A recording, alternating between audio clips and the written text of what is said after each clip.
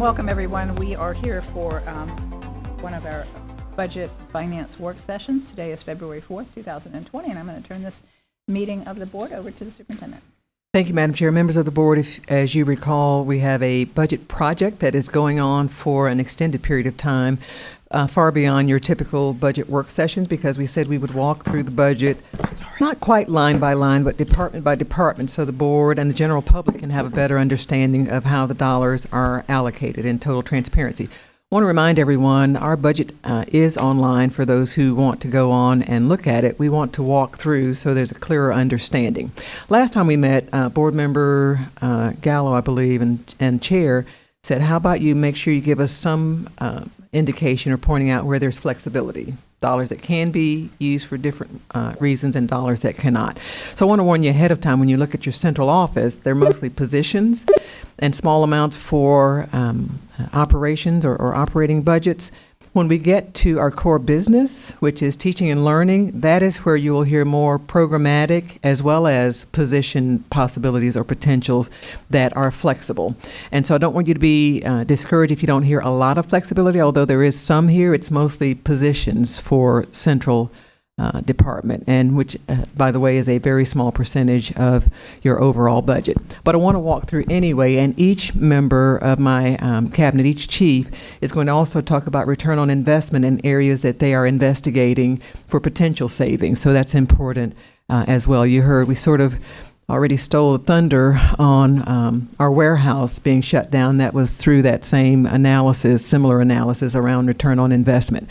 So what I want each of them to do is to walk you through their portion of the budget so there's clarity there, as well as walk through some potential return on investment areas for research coming up. That being said, I believe Mr. Kelly drew the short straw. And Mr. Kelly, if you don't mind, before you begin, I believe I may have heard Member Gallo log in remotely by telephone? Okay. Okay, well, just for the benefit of the members of the that are in the chambers with us that are joining us, I wanted everyone who might be tuning in to know that Member Gallo is participating. She's up in Tallahassee, but she is participating remotely by telephone. So, back to you. Thank you. Good afternoon, board. You should have a current budget detail binder at your places that we'll be referencing throughout the work session today. This is the same adopted budget detail that is available on the district's website under the budget department. I will need for you to turn to the Fiscal Services tab in that big budget detail book if you want to follow along. It's past all the detail of the school budgets. It's about 120 pages. Has joined the meeting. There she is. It's about 120 pages from the back. Hi. There? Yeah. Hey, Ms. Gallo. Member Gallo? Hi, thank you. Absolutely. Just introduced you. If you can let Dr. Jenkins know via text at any point if you have a question or comment and you want to be recognized, okay? All right, thank you. And we appreciate you going the extra mile while you're in Tallahassee to participate with us. Thank you, Chair. So if I could ask Mr. Kelly, you said it's about 120 pages back. From the What back. tab? Yeah, I've opened up my book so you can kind of tell where it would be in the back. Okay, it's close. a Fiscal Services tab. It'll say Fiscal Services tab. I'll be covering that section. All right? Thank you.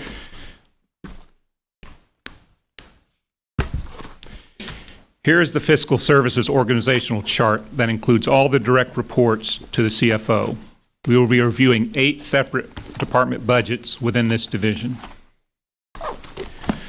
The first budget we will look at is Department 8100, the Chief Financial Office budget. That should be the first page after that Fiscal Services tab in your detailed budget binder. This budget includes the state reporting staff as well as myself and my assistant. In addition to my position as CFO and my assistant, this budget includes the state reporting function for the district. A total of 8 positions are included in this budget. All the positions within this budget are funded by the general fund. There are no grant-funded positions within this department. You will see in my presentation, along with the other chiefs, where we are identifying which positions are funded from the general fund and which positions are funded from grants. General funded positions would be utilizing dollars that could be considered flexible, whereas grant-funded positions use dollars that are restricted for certain purposes. The discretionary dollars in this budget support our FTE training, supplies and equipment for the department, printing cost, district professional associations with the Government Finance Officers Association, as well as the Association of School Business Officials, some legislative contract cost, and professional development of staff. In addition to my role as Chief Financial Officer overseeing all the fiscal departments in the district, this budget supports the state reporting function in the district. State reporting is responsible for reporting data from our student system, that would be Skyward, to the Department of Education. They monitor the data being input by all our schools and departments to help ensure we qualify for all the FTE funding available from serving our students. In addition, they help to ensure we meet class size requirements at all our schools. Not only do they work directly with our traditional schools, they also provide training and support to our charter schools. The district has 2 major surveys each school year, Survey 2 in October and Survey 3 in February. These provide the bulk of the funding through the FEFP. However, there are a total of 7 surveys that occur throughout the entire year that must be submitted to DOE to receive all the funding, as well as to stay in compliance with reporting to DOE. The state reporting function provides support to more than 200 schools or work locations, as well as the 41 independent charter schools. Support includes training of all new registrars in the district, updates on the new DOE reporting requirements, and ongoing training for schools where data accuracy is most challenging. The next page under the Fiscal Services tab is the Office of Management and Budget. Here is the organizational chart that supports this function within the district. The positions I've highlighted in orange are part of the Office of Management and Budget's departmental budget. The Office of Management and Budget includes 19 positions in total, with 6 support staff and 13 administrative staff. All of these positions are part of the general fund. There are no positions within this department funded from grant funds. Discretionary dollars within this budget support budget training for principals and bookkeepers, supplies and equipment for staff, and professional development of staff. This department is responsible for developing and managing the 2 main budgets of the district, the operating budget and the capital budget. In addition, they also develop and manage your debt service budget, special revenue budgets, and internal service budgets. This department works directly with our schools and principals in support of the development of each site-based budget, as well as helping them manage their funds throughout the year. They also work with each of our divisions and departments in managing all budgets throughout the organization. A major control point for preventing overspending within a school district is managing positions. Around 75% of all general fund expenditures are for salary and benefits, so controlling positions is vital to controlling expenditures. The Office of Management Budget just completed working with our schools to adjust their budgets based on the results from Survey 2, which provides the actual count of students being served by each school within the various programs. This department is also responsible for managing the cash and investments for the district, as well as all the debt in the district. During this fiscal year, we refunded some outstanding debt series to obtain a lower interest cost that saved the district around $2.6 million over the next 6 years that help our capital budget fund stretch farther. The next budget we will look at is our finance department budget. Here's the organizational chart of this area. Again, the highlighted portion of this chart is supported by the budget on page 3 under the Fiscal Services tab. There are 14 support staff and 12 administrative staff within this part of the organization. Again, each of these positions is funded from the general fund. The discretionary dollars in this budget include dollars for supplies and equipment for staff, professional development for staff, costs associated with producing our comprehensive annual financial report, and 1 vehicle that is used for managing our tangible property inventories in the district. The Finance Department maintains the general ledger for the district where all revenues and expenditures are recorded. They're the ones responsible for our annual financial report as well as our comprehensive annual financial report. The CAFR is the report that is audited each year by an external auditing firm as well as periodically by the Auditor General. This department is the primary contact for our financial audits. They also manage the grant reporting for the district, which is usually required on a monthly basis. Finance is also responsible for monthly bank reconciliations and chargebacks, weekly payroll postings, quarterly Medicaid filings, and other accounting processes. This department also manages our fixed asset inventories for all the tangible personal property in the district with a cost of $1,000 or more. The remaining portion of this organizational chart represents our accounts payable department, which is on page 4 under the Fiscal Services tab. This department has 15 positions in total, all funded from the general fund. Their discretionary dollars are used for IRS 1099 reporting, producing checks in the accounts payable process, supplies and equipment for staff, and professional development of staff. The accounts payable department is the last stop prior to our vendors being paid for goods or services received. They work with all work locations and schools throughout the district to help ensure we make timely payment to all our vendors. They work closely with our facilities department on all pay requests for our construction projects as well. This department has been key in generating over $2 million in electronic payment rebate for the district in this past calendar year. Our rebate program was ranked #1 in the nation under the Wells One program for governmental customers. Accounts payable is also responsible for issuing the 1099 forms at year-end, where they combine both activity from our internal funds at our schools with the district activity that is reportable to the IRS. The next page in your budget book is page 5, where you will find the payroll department budget. The payroll department budget includes 14 support staff and 5 administrative staff that are all funded from the general fund. The discretionary budget supports the W-2 forms and processes needed for compliance, training for payroll preparers at schools and work locations, supplies and equipment for staff, and professional development of staff. The payroll department provides paychecks by way of direct deposit for all employees in the district. There are different groups of employees being paid each week. The department manages over 60 different work schedules and calendars each year. They also provide training and support to all the schools and work locations throughout the district to help ensure accuracy and timeliness of paychecks. Payroll must make certain that all taxes are paid to the Department of Treasury every week, as well as ensure Florida retirement system payments are made on a timely basis each month. In addition, garnishments and other voluntary deductions must be remitted as required. They issue approximately 29,000 W-2s each year with taxable wages exceeding $1 billion, and they file quarterly tax returns of about $78 million per quarter. The next page in your budget is for risk management. The highlighted portions of this chart are supported by the budget on page 6.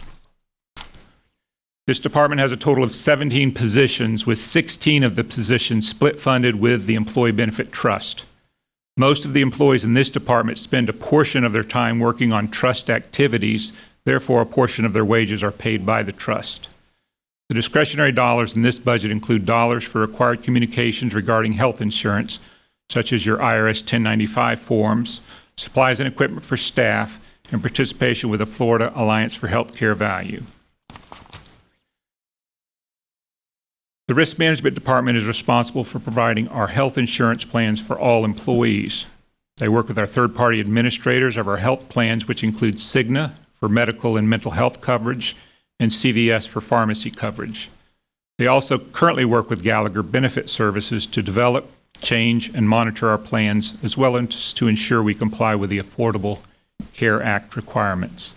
This is the group that works closely with our Employee Benefits Trust to make certain our self-insurance program can be sustained.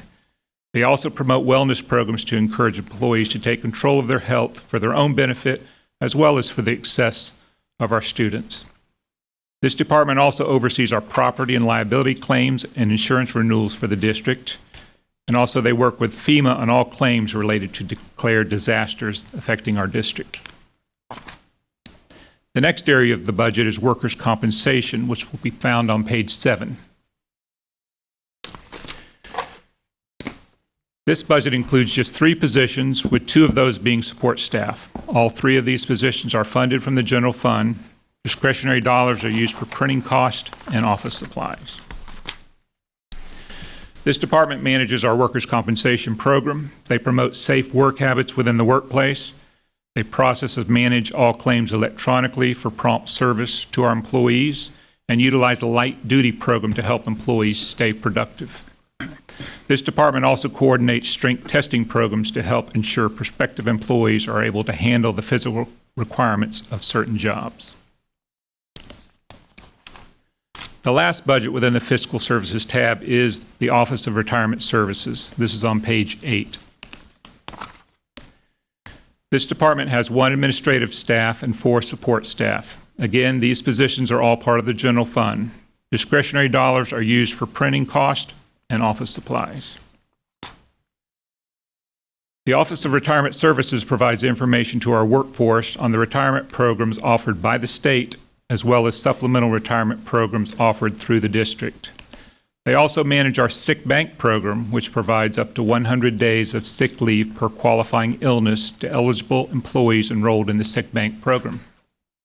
This department coordinates education opportunities for employees to learn about the Florida retirement system directly from FRS experts, as well as other educational opportunities related to retirement. Our division continues to look for ways to complete our work more efficiently, as well as look for opportunities to reduce cost. There are 2 areas we are currently exploring for potential savings. The first is in our credit card processing for collecting payments. This method of collection continues to grow as people move away from using checks and cash to pay for goods and services. The other area we are specifically taking a look at is our tangible personal property verification process. That verification process is currently totally outsourced. We believe it may make sense to have our limited internal staff complete part of the verification at work locations where there are relatively few assets to verify and thereby potentially reduce the amount of outsourcing. This concludes my portion of the presentation, and now we'll hear from our Chief Information Officer. Madam Chair, if I may, hindsight is always very clear for me. It's probably better to take a break to see if there are any questions for clarification after each section because it's so extensive. So love to give that opportunity. Absolutely. Let me start with Member Gallo, who's on the line, so I don't overlook her. Member Gallo, any comments or questions? Thank you, Madam Chair. So I just want to make sure that I understand, and I'm at a disadvantage because I don't have my big budget binder with me. So in each bucket, I guess, within the fiscal services, he listed discretionary dollars. Are those discretionary dollars like listed in a dollar amount anywhere that we can look at? Mr. Kelly? Yes, those dollars, yes, they're listed directly in that budget book, the binder you don't have access to, but you could look at it online if that's available as well. But yes, dollars are all listed there in the budget. Member Gallo, let me, I think because you were having difficulty logging in, I think you may have missed the superintendent's opening comments on the issue of a conversation we had at the last meeting about discretionary dollars and flexibility that we might have. So, Dr. Jenkins, if you don't mind, just for the benefit of Member Gallo. I don't mind, Member Gallo. So potentially, all of staff are aware of that question about discretionary dollars. When you talk about the first segment of the presentation, or at least this week's presentation, most of those discretionary dollars are actually positions. What you will see is when we get to the teaching and learning, the bulk and your actual core business, that is where you will find the bulk of discretionary expenditures.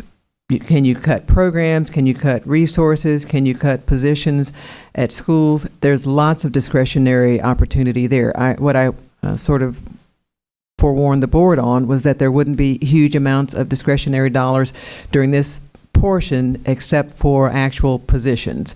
And so while we're keeping tabs on it and certainly can share with you more when you get back, I think the bulk of the discretionary question will come up in the teaching and learning presentation, which is coming up in a subsequent budget meeting.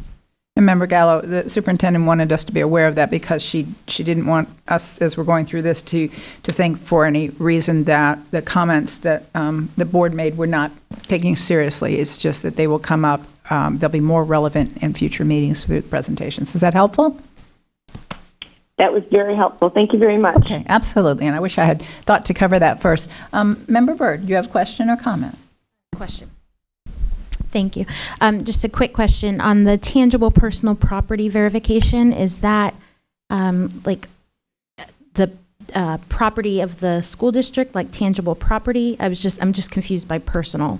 That's correct. That is property we own, yes. Anything we consider tangible property, it's as a value of $1,000 or more when it was purchased. Okay. All right, thank you. Member Byrd, if I can help with that also, that's actually a term that the property appraisers use for, not this today, but it's a definition of the type of property. The personal part isn't that it's really owned personally, but it defines it. Can you help me any more with why it's called tangible personal property, even though it's not, in this case, personal? I think it really comes straight out of the statute. That's how they define it. It's opposed to land. Land would be real property. This is tangible personal property. That's probably the best distinction. Real property versus that's. Yeah, but it's a good question on your part, because why would we have personal in there? And it's a question that anybody else who's watching this might want to have that answered as well. Anybody else? Okay, we're ready to move on. No, we're not. Oh, no, I'm sorry. Dr. Gordon. Thank you, Madam. Of course.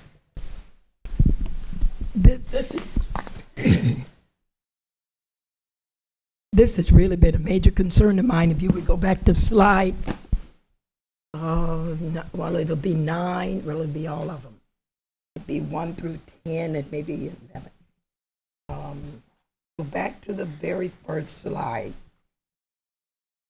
because 11 is included in there also. And then when you begin to explain it, so let me go back. I'm going to use yours because for me to try to maneuver and talk.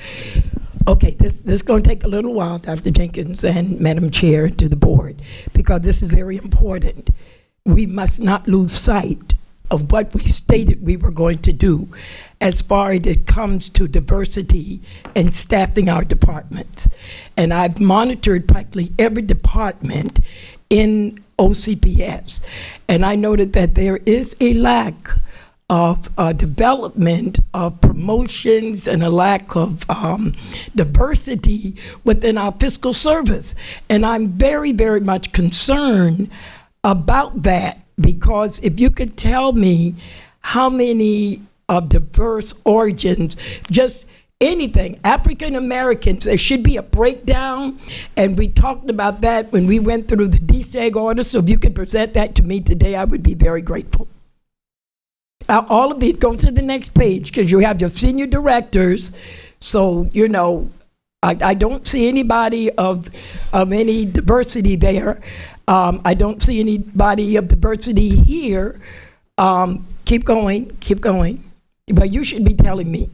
And the 4 support staff, because every year you bring the report back and it's never broken down by minorities. It is very important that we stick to that. If we do not stick to that, we're going to fall right back into same vestiges that we were in before. I've worked too hard, this past board has worked too hard, and I hope to God that this present board keeps a watch on the hiring practices and promotions within the department. I have not seen that. Not only that, I've not seen the help that you really need when you're working through the system. People get hired and then they leave and then they come back and they don't know too much more. I'm sorry. They don't know. I could go in the audience and get a staff member to fix anything for me. Or I'm talking about with my work orders and all the things that we had to do. Nobody really knows. And the best person that really knew left. They left. And then nobody seemed to know anything, so we were just floating along.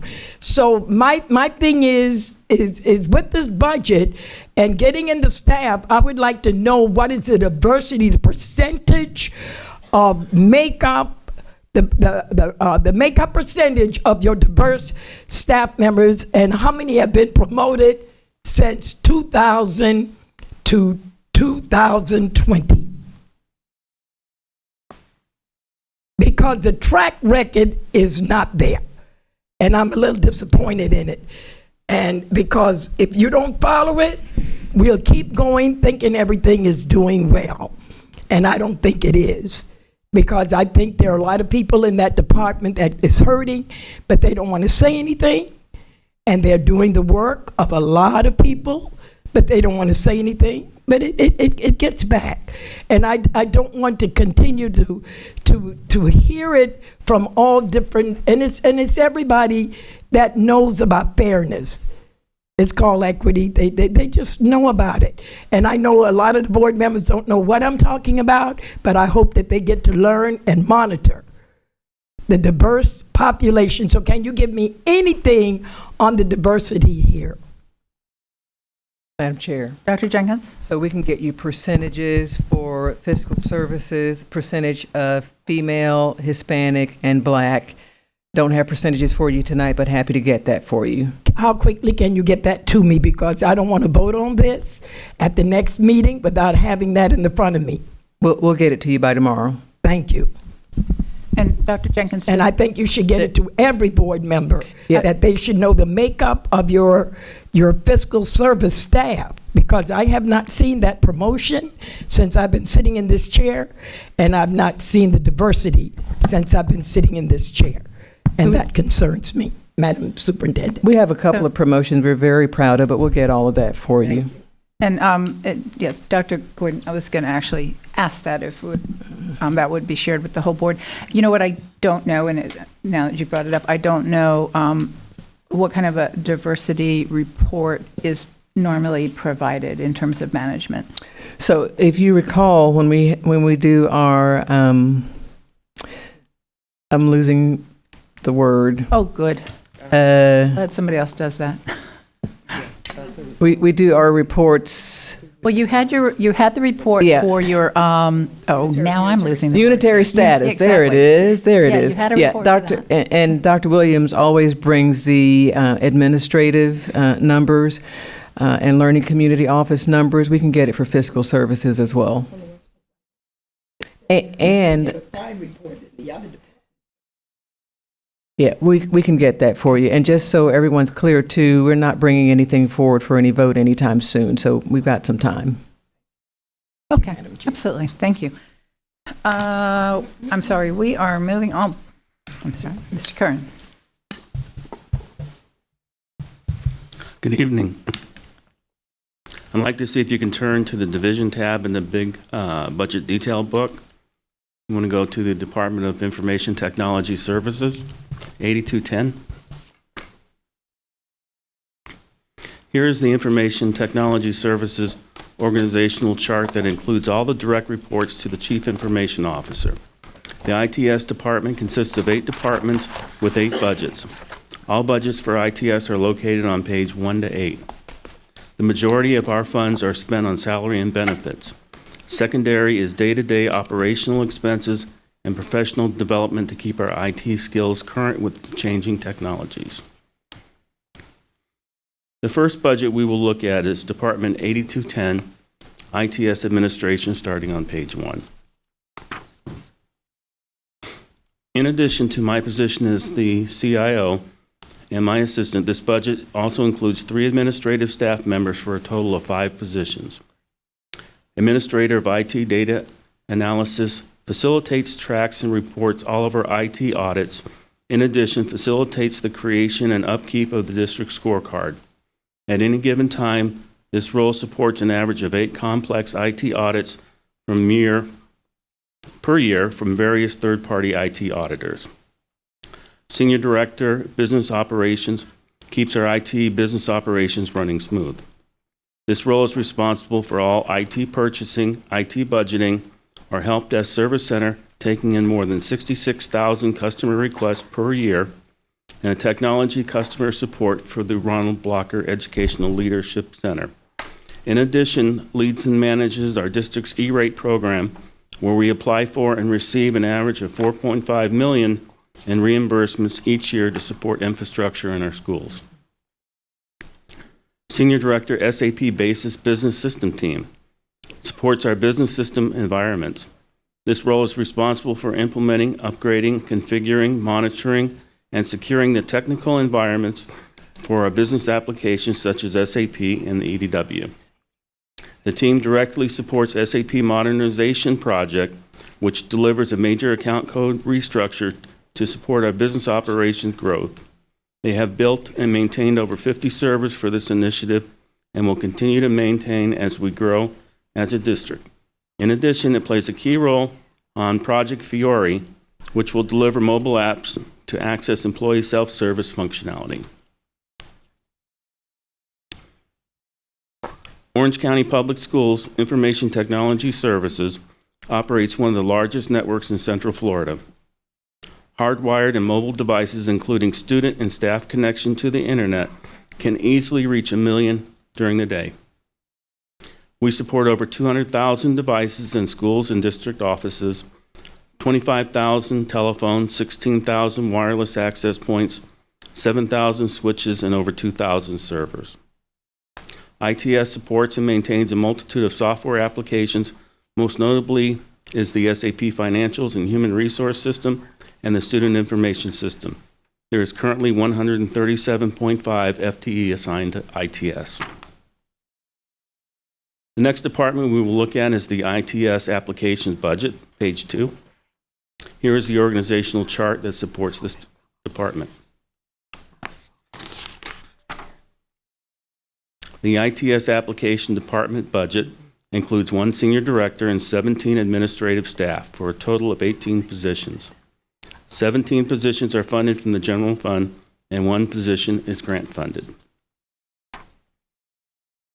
The ITS Application Department provides the district with custom developed applications, integrations to various OCPS systems, and supports the district's enterprise data warehouse, providing data to the district.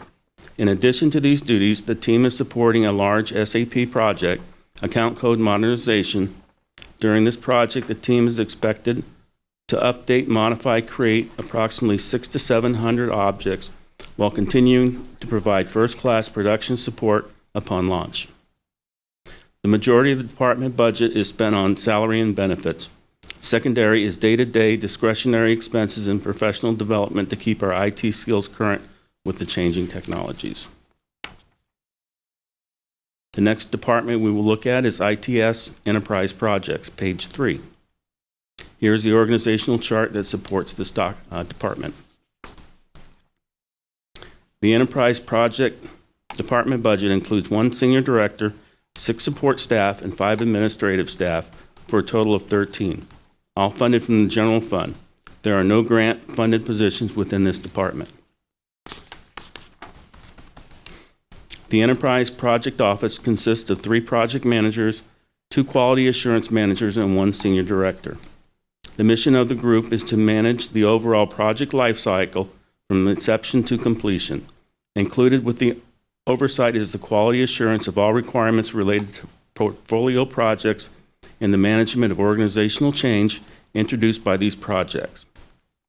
The majority of the department budget goes to salary and benefits and an additional funds to cover staff augmentation needed to perform specific roles on the critical projects such as project management, testing, development, business analysis to ensure major technical projects are completed on time, on budget, and successfully rolled out to our users.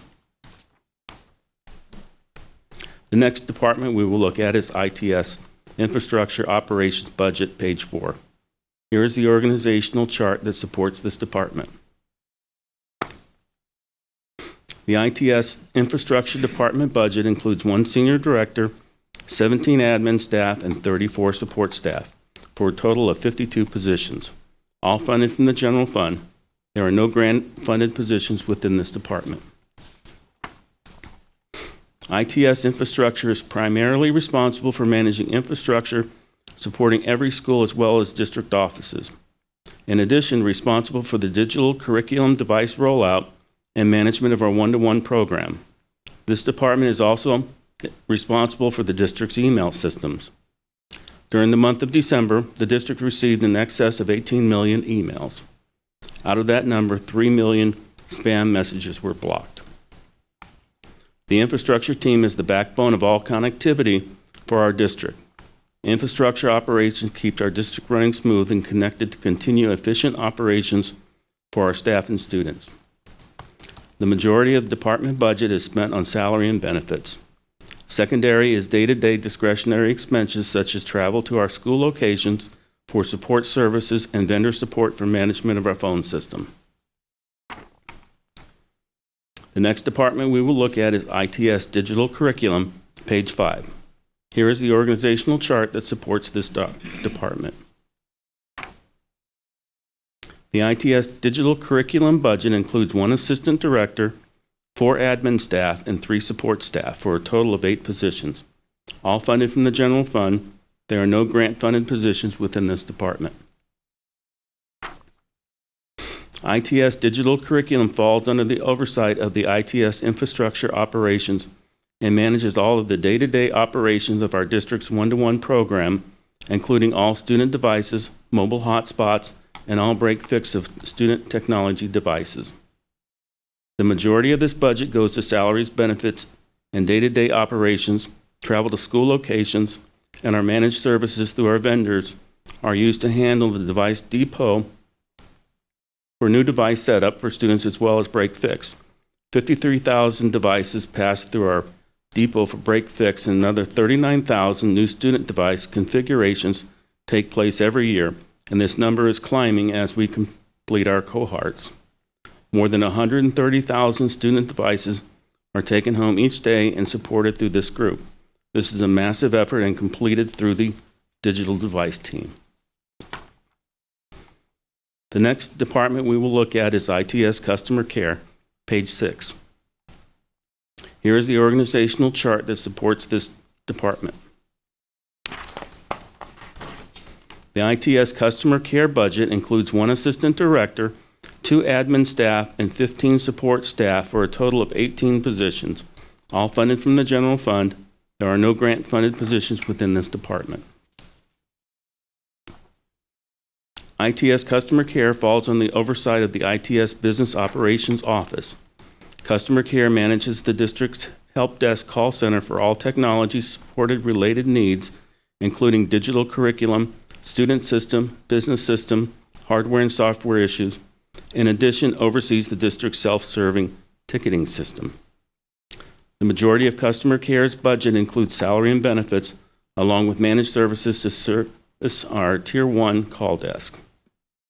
With a large volume of technology assistant calls and tickets, Customer Care maintains an average of 4.6 customer satisfaction rating out of a 5.0 scale, with more than 85% of calls resolved within the first 10 minutes.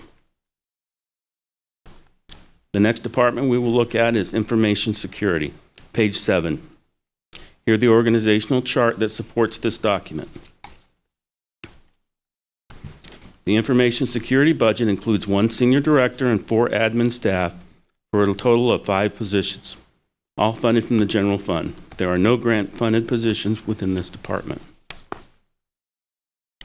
Information Security maintains confidentiality, integrity, and availability of district technology assets, information, and network. They configure technology security controls for detection and prevention of security events and incidents. They conduct investigations as it relates to computer and network security to determine if an intrusion has occurred, a breach has been detected, or an entity has broken district network policies. The majority of our budget is spent on salary and benefits, and in addition to professional development to keep the ever-changing IT skills for information security up to date. Without members of the information security team, the district would be at a much greater risk of data breaches, malware, and other security incidents that could severely cripple applications, data stores, and networks, affecting district's operation at schools, administrative offices, or as the entire district as a whole. These types of events can have a huge monetary, staff, or reputation consequences should they not be identified early and remediated. The last department that we will look at, if you turn to page 8 in your budget book, is the Student Information Systems and Projects. Here is the organizational chart that supports that department. The Student Information System and Project budget includes 1 executive director with 16 administrative staff, 1.5 support staff for a total of 18.5 positions, all funded from the general funds. There are no grant-funded positions within this department. The Student Information System and Projects Department is responsible for implementation, training, and support of the Skyward Student Information System, along with progress reports, report cards, and transcripts for all students. The majority of the budget is spent on salary and benefits for the department. In addition, day-to-day expenses such as travel and expenses for our Pine Castle training site, device refresh training for our team, and device refresh. I said that twice. So potential savings areas that we're looking at. Software consolidation effort, evaluating our software and considering where we can consolidate where there are similarities. Eliminating software where we have redundancies. Reassessment of software quotes. When software license comes up for renewal, instead of just renewing, we are obtaining additional quotes to obtain the best pricing between vendors and keep vendors competitive. Recently, we brought a $100,000 reduction on a contract with our data storage vendor by applying this rule. This concludes my presentation. I will turn you over to Dr. Williams, Chief of Staff. Hang on. Okay, and before we move on, let me check. I know Dr. Gordon has a few questions. Let me just ask Member Gallo. She's on the line. Does she have any questions? Thank you, Madam Chair. I do have a question. I don't know if it's appropriate for at this time, so someone could correct me if it's not. But when we were going through the ITS presentation, they were talking about the 39,000 PCs that we roll out, and then the 53,000 devices that break that we have to fix. So I was just wondering if we had the costs that were associated with those, and which bucket they come out of. Does that come out of the capital or the operational? So the break fix, I don't have those numbers. Yeah. The actual laptops come out of capital dollars. Right. Correct. So, Madam Chair, what about Any repairs to existing devices would need to be an operational expense. They would come out of operational dollars. And were you asking for what the exact dollars were, Member Gallo? Yes, Madam Chair. And I'm not sure if you have that in front of you at this time, so let's have that back to the board before the next work session, if you can.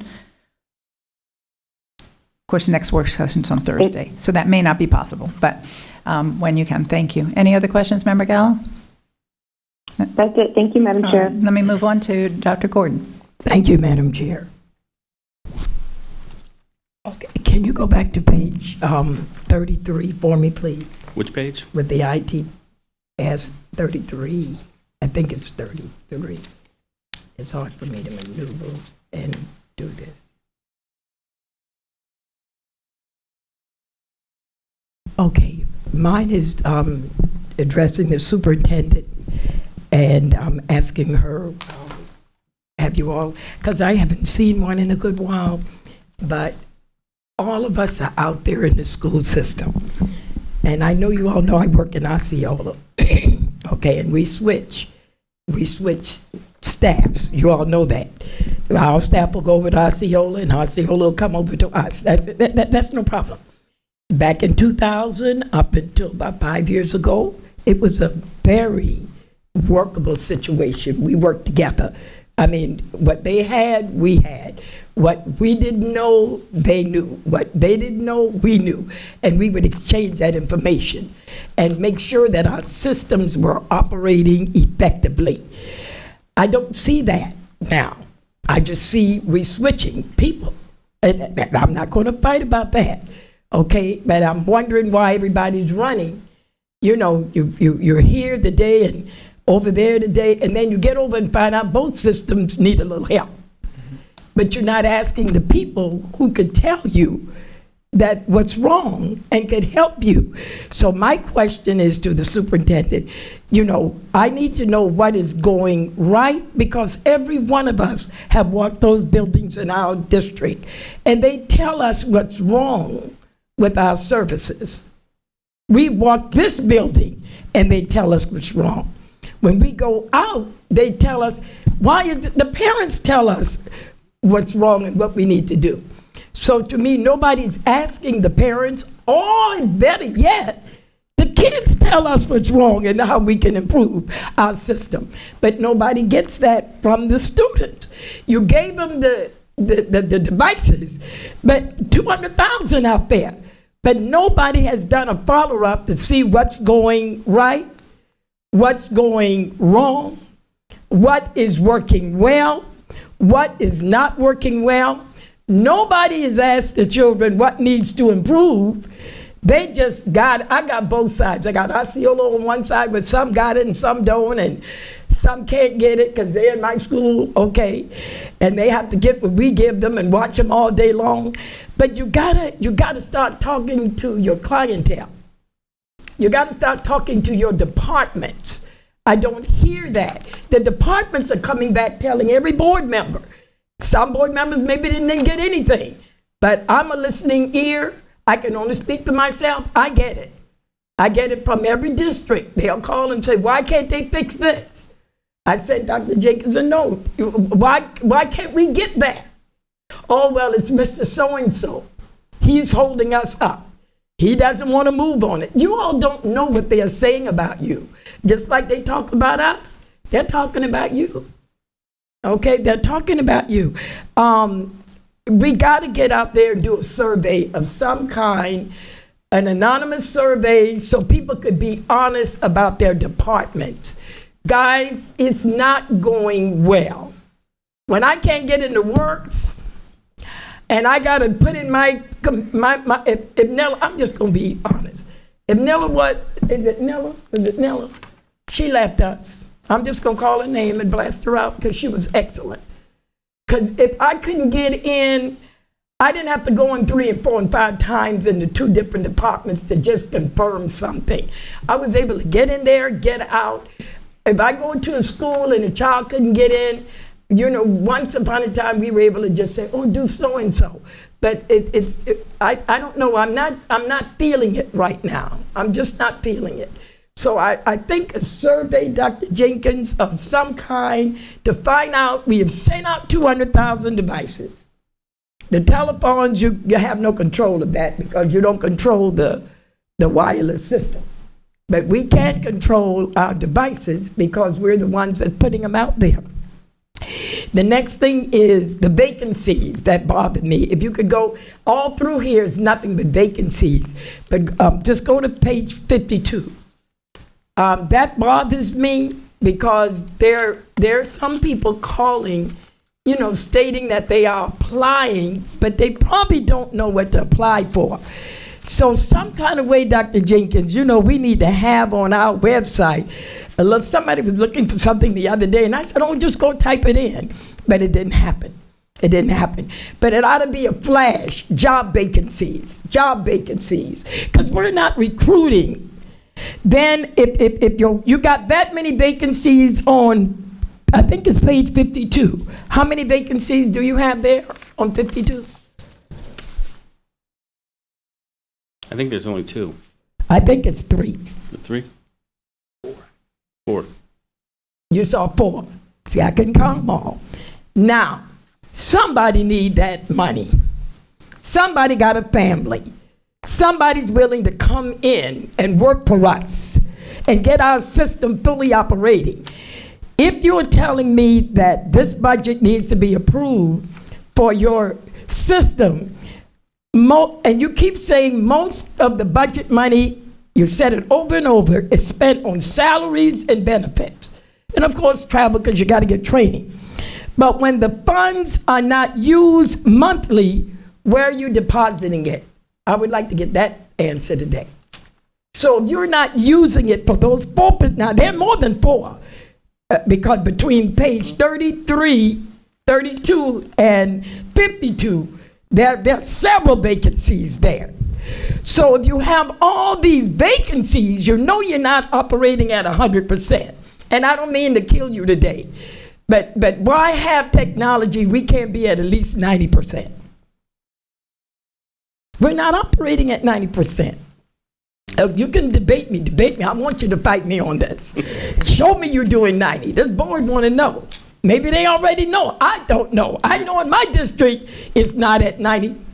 We're steadily rebuilding. Okay. As people are leaving, we're replacing them. We're advertising, we're recruiting on all the national boards. But where you advertising? I don't see a blinking light. We advertise in all of the boards that technology people go to look at? Well, they may not. It might be somebody you can listen.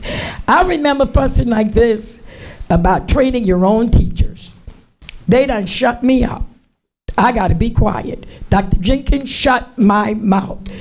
She has her own people being trained right now to become teachers and principals and educators and superintendents right in this district. But we were pitiful. We didn't have nobody. We had to go get Teach for America and everybody. But now we are grooming our own. You got all these brilliant kids out there. Rick Roach would let you know in a heartbeat what kind of brilliant students we have. You got kids you could put in internship. We could put together a course. There's the technology director back there with Orange Technical Colleges that these kids can get in there. You got dual enrollment. They can fix the system that needs a little bit more fixing. So where does the funds go when we have this many openings?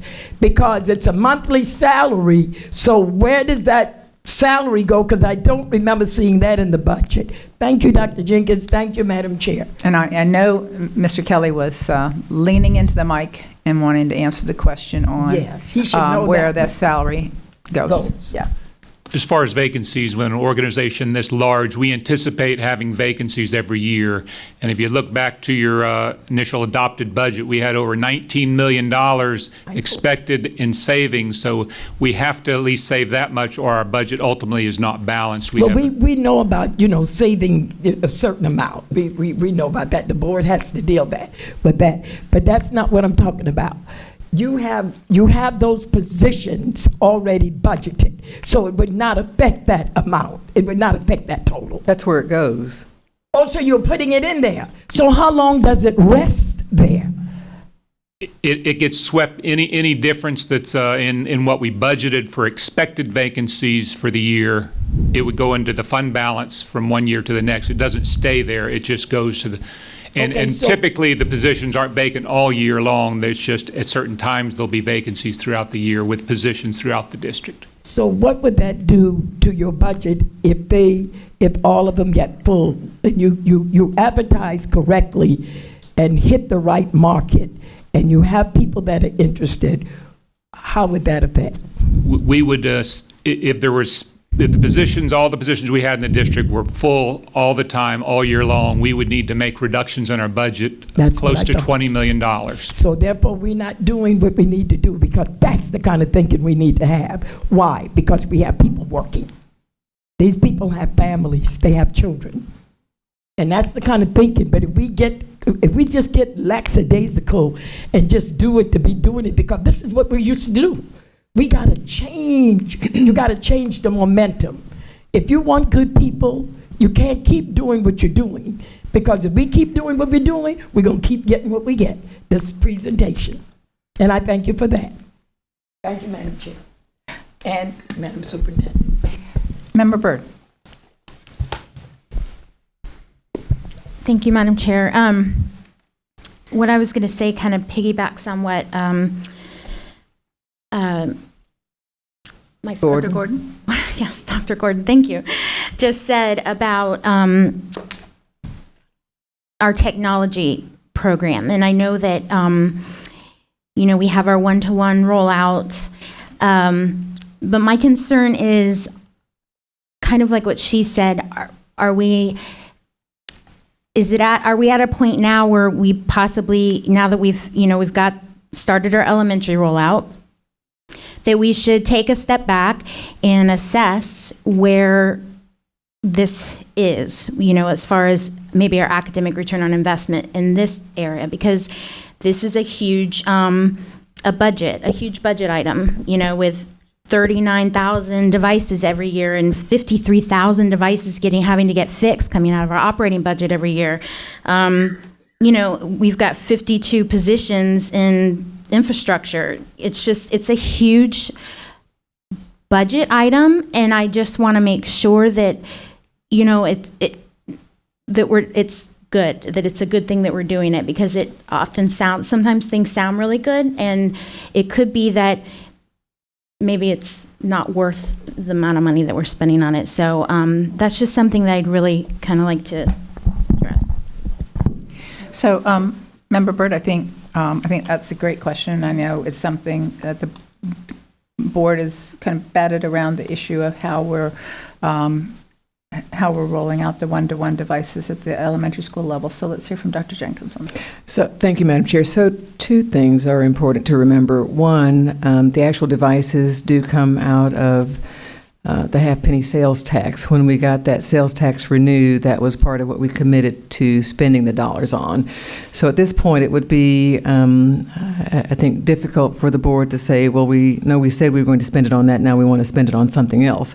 So the notion of spending it on devices, I don't think we can change. I do think we may be able to adjust how low you go in the elementary schools. We said one-to-one was where we were aiming in all of our presentations. We were aiming for one-to-one for all of our children. You could essentially say at the elementary level, if they're using iPads, we're actually looking at a different ratio at the elementary level, at the K1 and 2 level, potentially.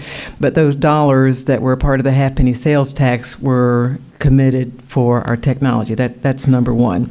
Number two, I think when we look at and by the way, I don't want anyone to think our digital learning program is in any way in jeopardy. We are a national leader on what we do with digital learning in OCPS. Lots of folks coming to us to learn from us. But make no doubt about it, computers do not teach children, teachers teach children. And so professional development investments have to continue if we want teachers to be able to use that tool appropriately for our children. I was visiting in classrooms today from kindergartners with iPads that they share to middle schoolers who are using their own device, and saw phenomenal work happening with our young people. But it is critical that the classroom teacher be prepared to use that technology. And then thirdly, I want to mention we're certainly happy to survey our students and find out what they think about the technology. But I think it's important to remember as well, every time a student figures out how to break through our firewall, they come down, they meet with our CIO, they do a project. We are looking at recruiting talent because those children are brilliant, and we will certainly use their talent. Our CTE program has significant programs, and we've had some interns and folks coming and looking into our IT program. In the technology IT area, you will find cyclical employment opportunities. When banks and others are laying off in the IT area and sending it overseas, then we have an opportunity to pick up lots of talent. When there are significant openings in the business sector, they pay more than we can afford, you will lose some talent. I am not, and Deborah Pace knows this, I am not sorry that we recruited Robert to come to us from Osceola County, because he started here years ago, so we just said we were bringing him back home. And we're not sorry that one of Robert's direct reports actually went to Volusia to help Scott Fritz as a new CIO there. So we know there's going to be movement among us, but on the street, IT talent is hard to come by and keep, because the bidding always goes up, and it will exceed what we're able to afford from time to time, but we will stay on top of those matters. Madam Chair, can I just make a point? Yes. Let me set the record clear. I've worked with every IT person from 1995 in Osceola County up until 2020. Every single one, even the one that left us and went over there, and even the one that came back, even our general counsel, okay, with Osceola and come back. It's okay coming back and forth to Orange and Osceola, all right, because we do things together. We've always done things together. I don't know any other way. But Robert, we didn't want to lose Robert. Let's make that clear. But I was gaining him because he came here, and he belonged to us. So that's just what happens there. That's not the point. I think, Madam Superintendent, you napped it up very well when you said you had those geniuses out there that we really know about. I just think that if we do a little bit more, let the students know how interested we are in oh my God, the technology that these kids have. how they could break through things and come up with things. And they tell me every day, "Miss Gordon, do it this way, do it that way." And I'm going, "Oh my God, let me sit back and watch."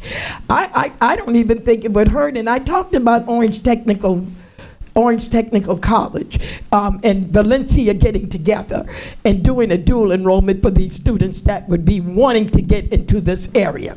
That would be a great course, because that's the way we are going. But to Robert, I mean, you know how much I love you, and I want to say hats off. And we love the person we have over in Osceola too, Dr. Jenkins. I just want you to know that. So thank you. We've worked together in Osceola. All right. Thank you. Okay, thank you for that clarification. Yes. The one thing I wanted to opine on here while we're talking about one-to-one devices, I obviously was not part of the rollout campaign for the half-penny sales tax. What I looked at was the resolution, and what I didn't see in that was a specific mandate that it had to be one-to-one to every student at every grade level. And Dr. Jenkins knows this. I also was concerned that certainly with the initial sales tax, there was a commitment to be able to build more new schools to relieve overcrowding than we delivered on. And so those are the same dollars that we use for overcrowding. That wouldn't be the reason that I feel that we should look at our K through 2 or K through 3 use. My main reason is that I think we've learned a lot about the use of technology and the age appropriateness of technology. And I think that having it the way we're using it right now, where it's a tool for students, but they're not on a one-to-one device all day long, provides us an opportunity to not have the one-to-one ratio in every classroom. So, and maybe that's not how we're using it, but I would just like for us, before the next year's budget is crafted, to look very carefully at how many do we need in a classroom to provide access, knowing that we're not going to send them home with students and we're not going to have our young students on a device all day. So a more efficient use of those devices while still having that tool available, I think would strike a good balance. And that's one board member's opinion, but this is kind of, as we're talking about budget, I think the opportunity to discuss that. Member Byrd, was that kind of in line where you were coming from? And then I know that Dr. Gordon's issues weren't so much about the one-to-one device, but I think some of the comments that we did hear from teachers, that while we have this opportunity to talk, the concerns that teachers raised about what was going on with those devices and whether or not they had the tools was something that piqued my interest. And I don't have enough information right now, but it's important to me that the teachers have the ability to monitor that. So, Mr. Kern, I'm not asking for an answer right now, but if you can at some point provide feedback to us. That conversation's kind of stale, but do you all remember some of the concerns raised by teachers? So it would be something, I think, that's important to us as we go into next year's budget. You've got some vacancies. Are any of those vacancies related to the kind of positions that you need to make sure that the system, that the one-to-one devices are being used appropriately and the teachers can monitor them? And with that, did you want to respond? You don't have to, but. That's in the teaching and learning area. Dr. Vasquez will, when it's her turn. But such an interface with your department. So let me turn to Member Gould.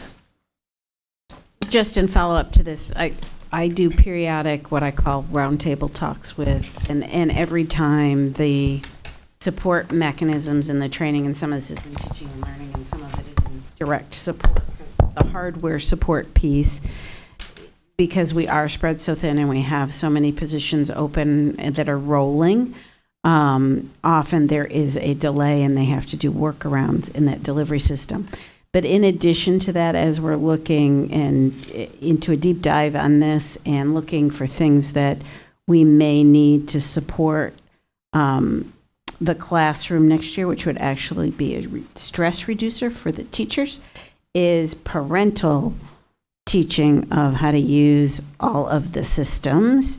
And if possible, which I know is not always possible, maybe have some of the teachers, at least the leads in each grade level, present, so that they're hearing the same message at the same time, because not everybody is using all of the systems in the same way. Some of that is the transition to Skyward, and that's just going to take time to balance out.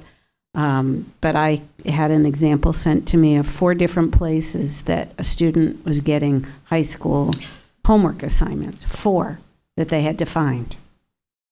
And that's not an easy way to be able to manage or support your child when you're having to figure out 4 different places to even look for homework and then manage their time. So, and I know that's all transition and all of that, and it will get better. I have confidence and hope that it will get better.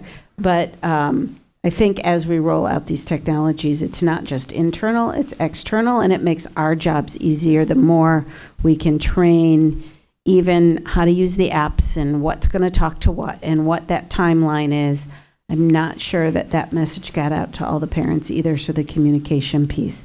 Not that this is the session for that, but while we're on the subject, I thought I'd share. Thank you. Very good. All right. No further comments. We'll move on to Dr. Williams. Thank you. Please turn to the Human Resources and Executive Services, tab 8 in your budget. The slide displays the Human Resources and Executive Services organizational chart that includes all the direct reports to the Chief of Staff. In total, we will review 8 budgets. The first budget we will look at is at Department 6610, Human Resources and Executive Services budget. This budget includes myself and my assistant. A total of 2 positions are included in this budget, which are both funded out of the general fund. There are no grant-funded positions within this department. Discretionary funds are allocated for materials and supplies. These funds are used to assist with the cost of purchasing billboards, bus stop ads, and print and social media spots to assist in attracting highly qualified personnel to Orange County Public Schools. Supplies are also purchased that are used on a daily basis within the division for training and development to educate and maintain a dedicated and highly qualified team. The Chief of Staff oversees and manages the district's Human Resources and Executive Services Division. Through the Human Resources and Executive Services Division, an aggressive personnel recruitment and retention program is in place. In addition, technical expertise and support through this division is provided to all work locations through staffing, personnel operations, employment applications, board agenda, certification, training, and labor relations. The next page under the Human Resources and Executive Service tab is Professional Standards. Displayed is the organizational chart that supports this function within the district. The Professional Standards Department includes 11 positions in total, with 3 support staff and 8 administrative staff. All positions listed are a part of the general fund. The Professional Standards Department investigates employee misconduct, which may arise in various forms and severity, including child abuse to other varying forms of ethics violations, such as falsification, misappropriation of funds, or code of civility issues. They provide advice and direction to administrative personnel on discipline, dismissal, allegations of student abuse, employee misconduct and performance issues, drugs and alcohol monitoring, testing, investigations, grievances, arbitrations, and appeals to ensure a positive work climate and safe environment. This department also works directly with our district police and serves as a liaison between the district and the Department of Education. The Office of Professional Practices Commission, local law enforcement agencies, DCF, administrative teams for learning communities, and site-based administrators. Discretionary funds allocated to this department are used for conferences and trainings for staff, along with paying for maintenance of the case management tracking system that is used to house employee investigation matters. This allocation also covers fit for duty. That's medical and physical expenses, which pays the doctor to determine if personnel are capable or able to return to work. Next is the organizational chart for the Human Resources Department, which is the next page under the Human Resources and Executive Services tab. The Human Resources Department includes 8 positions in total. There's 1 support staff and 5 administrative staff that are all covered under the general fund. The CTA and OSPA presidents are both grant funded and do not reflect on our organizational chart. The district is reimbursed by appropriate unions for their salaries. This department is responsible for managing and supporting ongoing contract negotiations with 2 collective bargaining leadership teams. In addition, they serve as a liaison between the district and the unions in regards to bargaining issues for negotiation and proposals. This department works directly with our schools and principals in support of interpreting contractual language and implementing the intent of the language. This department also works with all divisions and departments in providing feedback, which encourages high-quality performance of personnel and to ensure all district policies are followed. Discretionary funds from this department are used for software renewals, issue track, mini-tab, frontline. The next page in your budget is page 4, where you will find the Talent Acquisition Department budget. The Talent Acquisition budget includes 18 support staff and 6 administrative staff that are all funded from the general fund. There's currently 1 vacant grant-funded administrative position, which has since been obsoleted and is no longer there. The Talent Acquisition Department's focus is to recruit highly qualified staff locally and nationally for vacancies the district may have, while fostering and maintaining positive relationships with essential personnel to acquire top talent. Through the use of social media such as Facebook, Twitter, Instagram, LinkedIn, and with the utilization of billboards and bus stops, OCPS is well branded locally and throughout the nation. Within Florida, the department has forged lasting relationships with colleges and universities that has led to extremely innovative and creative strategies for recruitment and to support retention initiatives, such as the Parent Teacher Pipeline, the UCF Lockheed Tuition-Free Master's Program, and we also host an annual high school senior Start With Us job fair that is held at OTEC Mid-Florida campus, where various OCPS divisions and community employees meet with and hire our seniors on the spot. In fact, it will be held this year, May 5th. FSU, the Physics STEM initiative that includes students at select Title I middle schools spending a day at FSU. Additionally, this department organizes 5 local job fairs, senior intern breakfasts, school tours for UCF, Rollins and Valencia freshmen and sophomore students, and participates in a multitude of hiring events that showcase OCPS as the employer of choice. Discretionary funds are allocated for materials and supplies to support the Emerging Leaders Academy, ELA, which is a 1-year program composed of off-site training that enhances the knowledge and skills of classified employees, preparing them to be effective and efficient in managing and leading other individuals in the future. Over 900 classified employees have completed or graduated from this program. The Managing Leaders Academy, MLA, which is a 2-year program that serves to inspire leadership success and develop a pool of well-prepared non-instructional administrators to improve operational performance and increase employee satisfaction. Over 300 managers have completed or graduated from this program.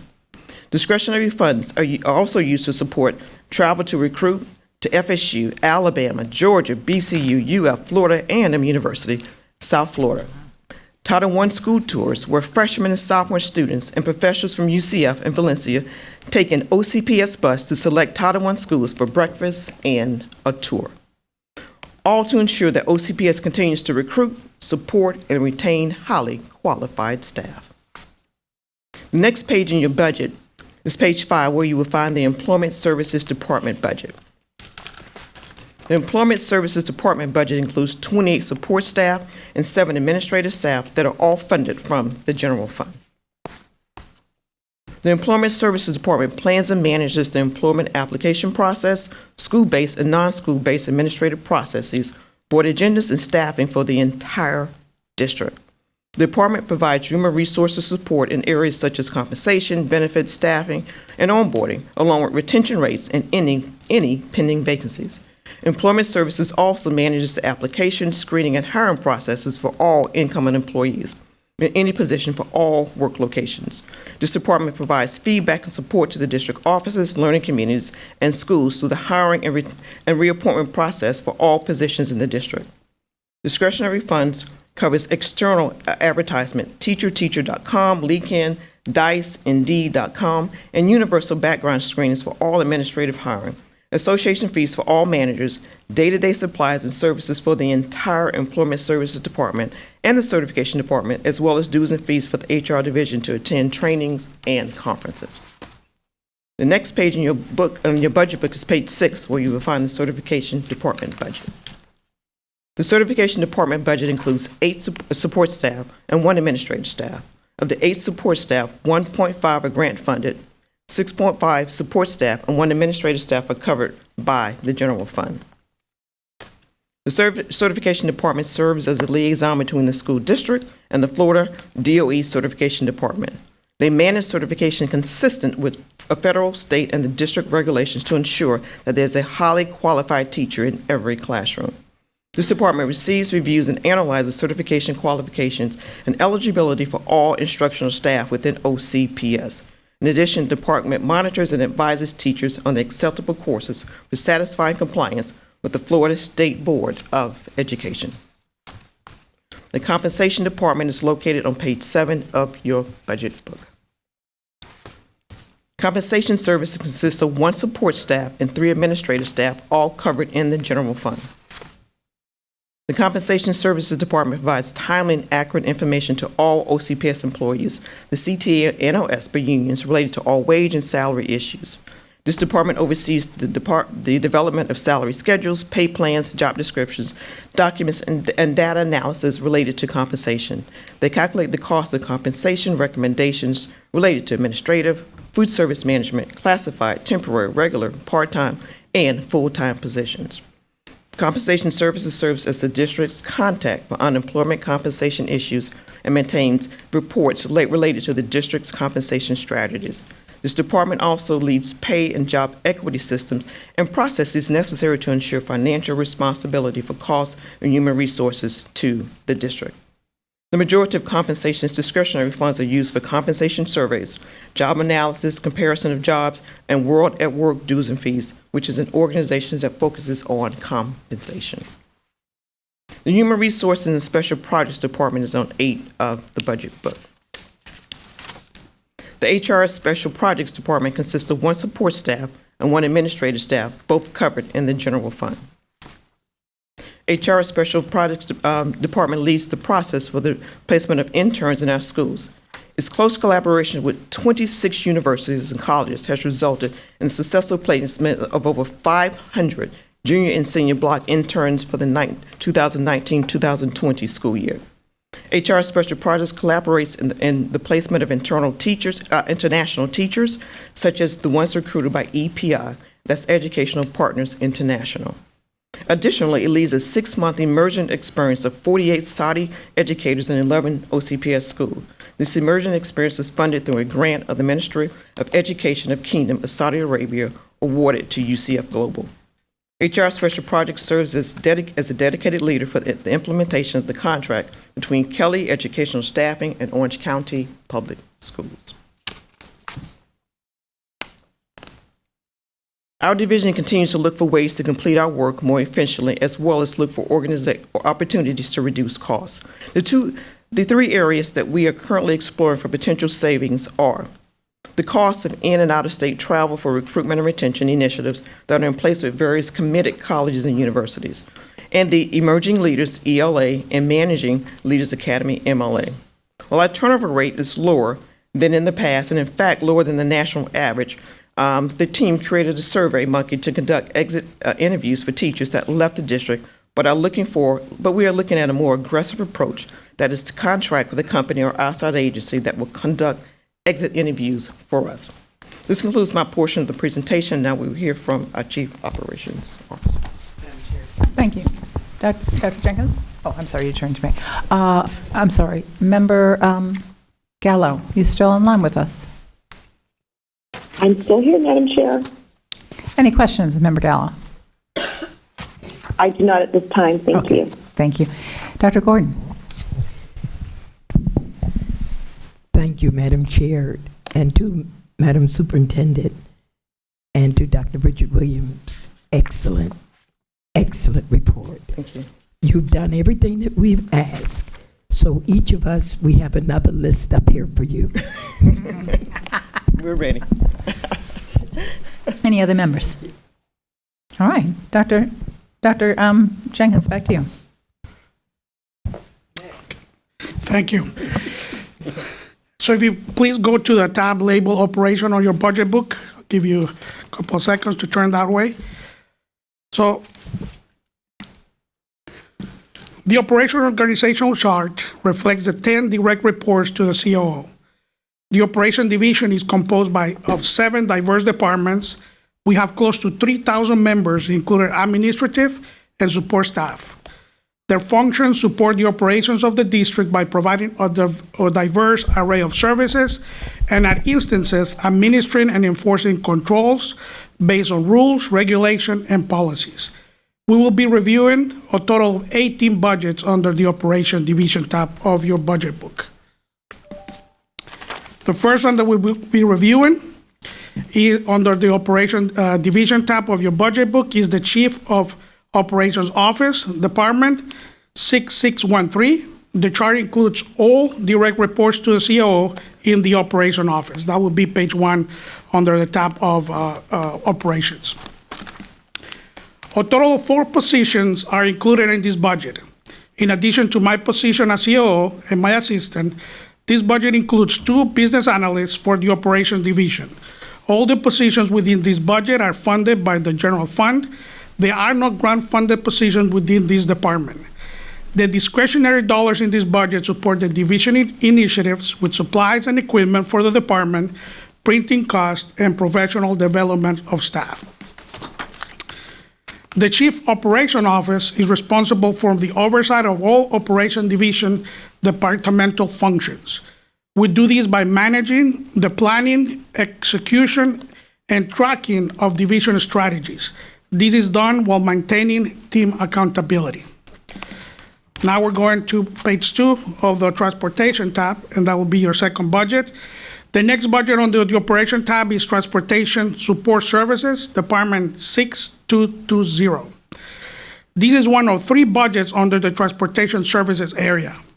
The 3 budgets support the function of the Transportation Support Services, Transportation Student Services, and Transportation Administration. Transportation Support Services is also known as Fleet Services. Fleet Services has 96 support staff, which include fleet techs, upholsterers, auto finishers, and 5 administrative staff for a total of 101 positions. All 101 positions are funded from the general fund. There are no positions with this department funded from grant funds. The discretionary dollars in this budget provide for repair and maintenance parts, tools, equipment maintenance, supplies, fuel, lubricants, and tires for our bus and vehicle fleets. Transportation Support Services is responsible for the maintenance and repair of over 1,000 buses, 580 white fleet vehicles, and a diverse specialized power equipment like mowers and sweepers. They conduct all needed maintenance and repairs work by utilizing 3 full-service maintenance facilities and a minor repair body shop. They also work with the bus manufacturers to ensure that all warranty work is conducted properly and timely to reduce bus downtime. These functions are crucial as our buses travel more than 19 million miles per year, transporting more than 69,000 of our students. Fleet managers at the 3 full services facilities, which are located in Hanging Moss, Lake Nona, and Pine Hills, assign and review the work by the fleet technicians. The team performs over 800 bus inspections per month. This helps fulfill the requirement by the Florida Department of Education to have all active school buses inspected every 30 days. They employ a fleet maintenance software program to effectively record all repairs done to the district vehicles. This program provides accurate cost of ownership for each vehicle and can generate reports to show any part failure trends. Such reports helps the team identify and repair any potential failures before the failure causes a vehicle breakdown on the road, thus reducing the number of road calls and improving the safety for our employees and students. Next, it will be on page 3. On your budget book, you'll find the second budget from the Transportation Services area. Transportation and Student Services, Department 6221. Transportation Student Services, also known as Operation, has a total of 1,419 positions, with 1,403 of those being support staff members, which includes 1,130 bus drivers, and 16 administrative staff. 1,170 positions are funded from the general fund, and 250 bus monitor positions are grant funded through the Individuals with Disability Education Act. There are no discretionary dollars under this budget. Transportation Student Services is responsible for the daily operations for the transportation of more than 69,000 of our students. There are 2 senior administrators that assist the 14 area managers with daily operation issues, such as covering open routes and researching parent inquiries. Each manager has an average of 15 schools assigned to them, and each one supervises an average of 98 employees. Under this group, we find radio dispatchers. This team is on duty starting at 4:30 in the morning to coordinate the coverage of any open routes due to last-minute changes. Operations staff is also on duty at 4:45 a.m. to take calls from drivers and monitors calling in sick. There is a dispatcher on duty until 9 p.m. to assist drivers and monitors with field trips or after-school activities. We also have an external customer call center to receive any phone calls that come to the main number. And that one is operational from 6 a.m. to 5 p.m.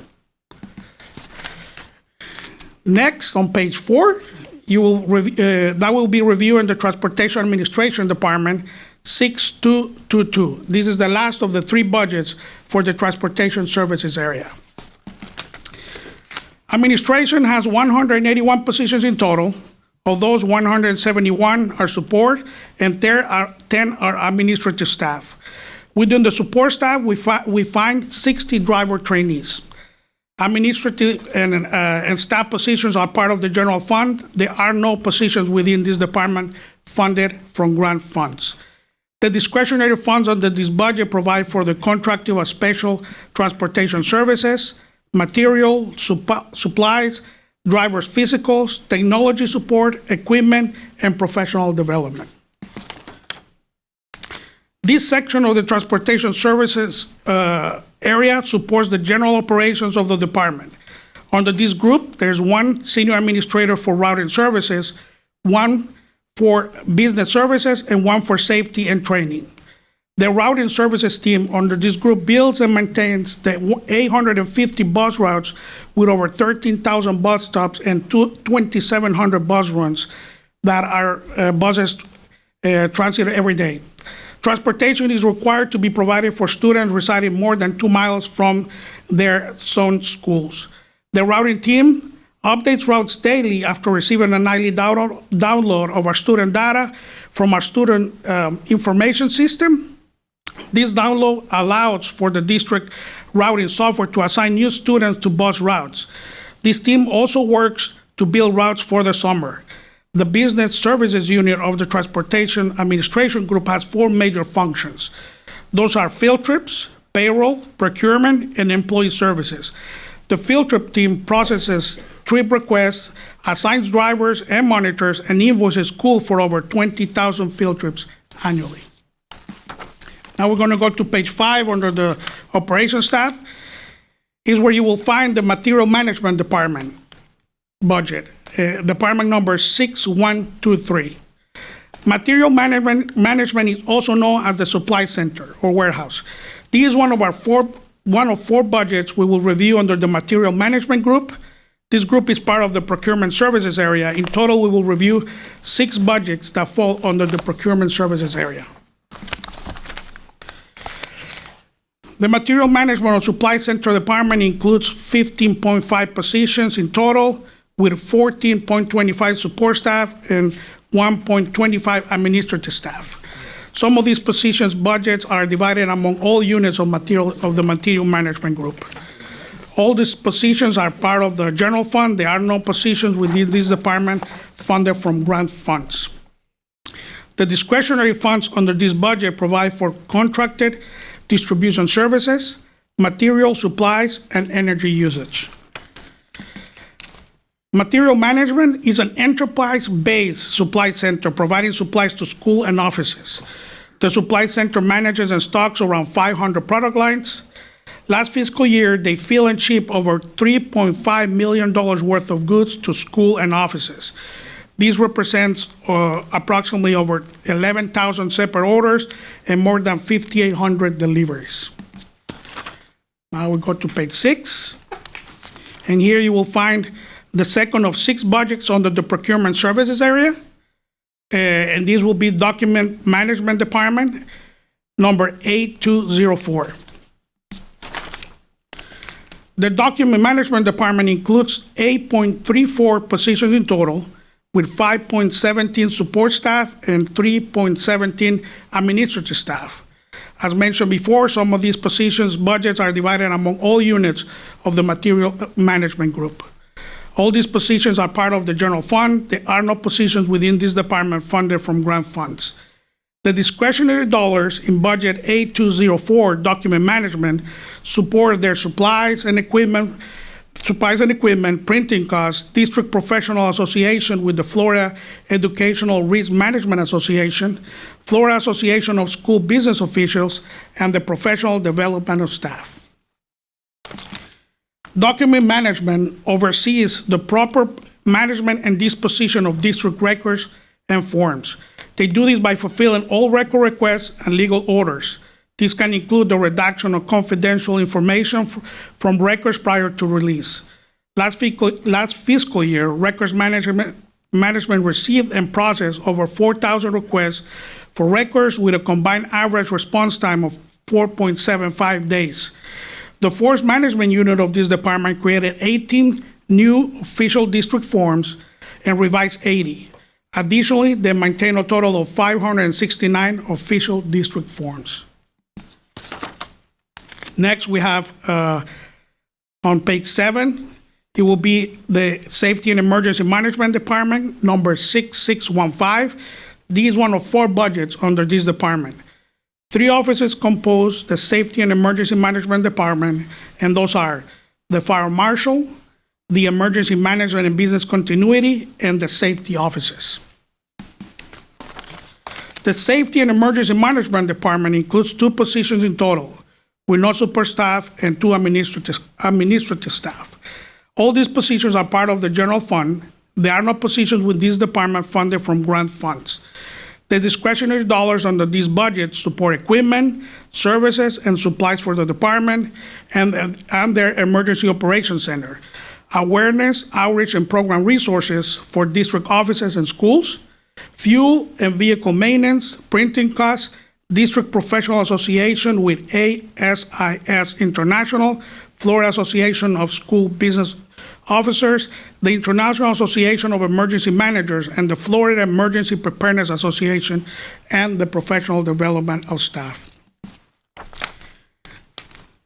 The Safety and Emergency Management section of the department is responsible for the coordination of the different facets of safety and emergency preparedness for the district.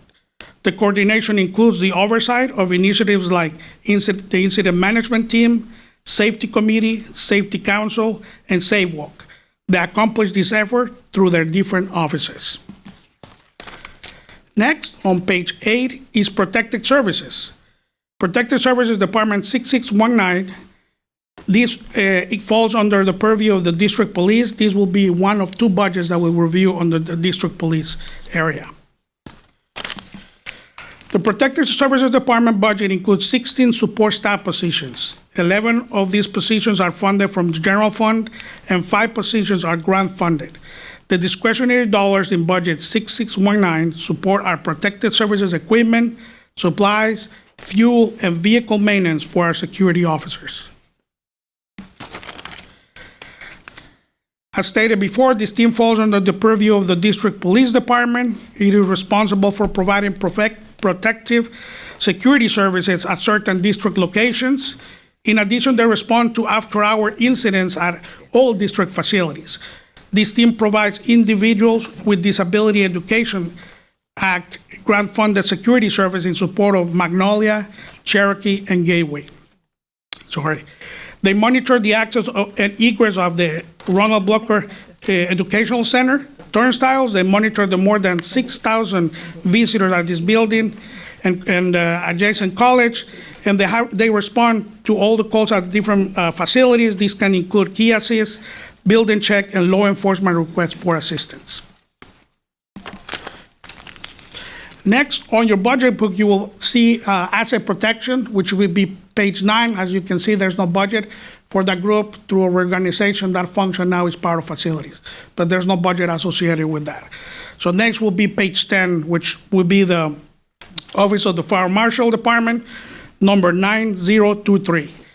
This budget is the second of the 4 under the Safety and Emergency Management Department.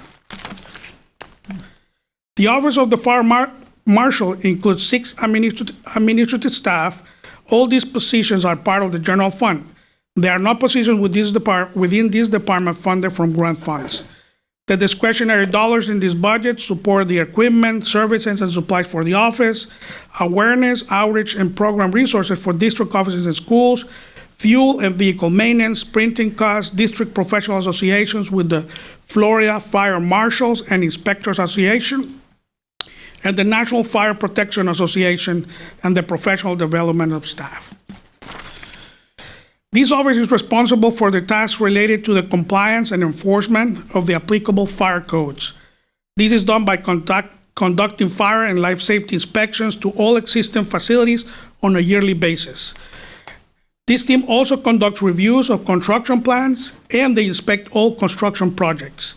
They collaborate with all local agencies to document compliance. This team interprets fire and life safety codes to ensure compliance throughout the district. They conduct tests to demonstrate and verify the effectiveness of fire alarm, extinguishing, and related systems. They apply proactive, prevention-based measures to reduce exposure to fire and life safety risk. And lastly, they manage the relationship with fire departments to ensure well-coordinated fire prevention and response services. Last fiscal year, this group conducted 212 annual comprehensive facilities inspections, more than 420 special event inspections, and they conducted more than 2,600 construction plan reviews. Next, we have page 11, which will be the Emergency Management and Business Continuity Department, number 6618. This is the third of the 4 budgets of the Safety and Emergency Department. Safety and Emergency Management Department, sorry. The Emergency Management and Business Continuity Department includes 9 positions in total, all of which are administrative. All these positions are part of the general fund. There are no positions within this department funded from grant funds. The discretionary dollars in budget 6618 support their equipment, their services, and their supplies, awareness and outreach and program resources for district offices and schools, fuel and vehicle maintenance, printing costs, district professional associations with the International Association of Emergency Managers and Florida Emergency Preparedness Association, and lastly, the professional development of staff. This team leads district business continuity and emergency management programs efforts. This includes the coordination of district response to critical incidents and emergencies to include on-scene operation support. They develop and implement comprehensive emergency management and business continuity plans and procedures. They develop and provide standardized emergency preparedness training programs. They plan, coordinate, and deliver emergency preparedness drills and exercises. In addition, they manage the District Emergency Operations Center by providing direct support to schools, ensuring readiness and resiliency. They collaborate with emergency management and public safety partners. Last fiscal year, this group coordinated the completion of more than 76,000 online and facilitated discussion trainings modules, more than 210 school-based tabletop exercise, more than 3,900 drills. They conducted 3 preparedness day sessions for our school administrators, and they did also a 2-day full-scale exercise during the summer for active assailant and family reunification. Now we're going to page 12, and here you will find the Office of Safety Department, number 9609. This is the last of the 4 budgets under the Safety and Emergency Management Department. The Office of Safety includes 2 positions in total. Both of these positions are part of the general fund. There are no positions within this department funded from grant funds. The discretionary dollars in this budget support their equipment, the services and supplies for the office, awareness and outreach and program resources for district offices and schools, the Safe Work program, printing costs, district professional associations with the National Safety Council and American Society of Safety Professionals, and the professional development of staff. The Office of Safety leads district health and safety compliance and risk reduction programs. They accomplish this by coordinating compliance, inspection, and reporting activities related to the health and safety codes, regulations, and status.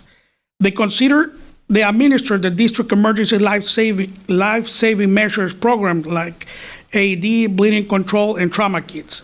They manage comprehensive pedestrian and traffic safety programs like Safe Walk, and they engage internal and external stakeholders in developing cohesive and integrated strategic safety initiatives.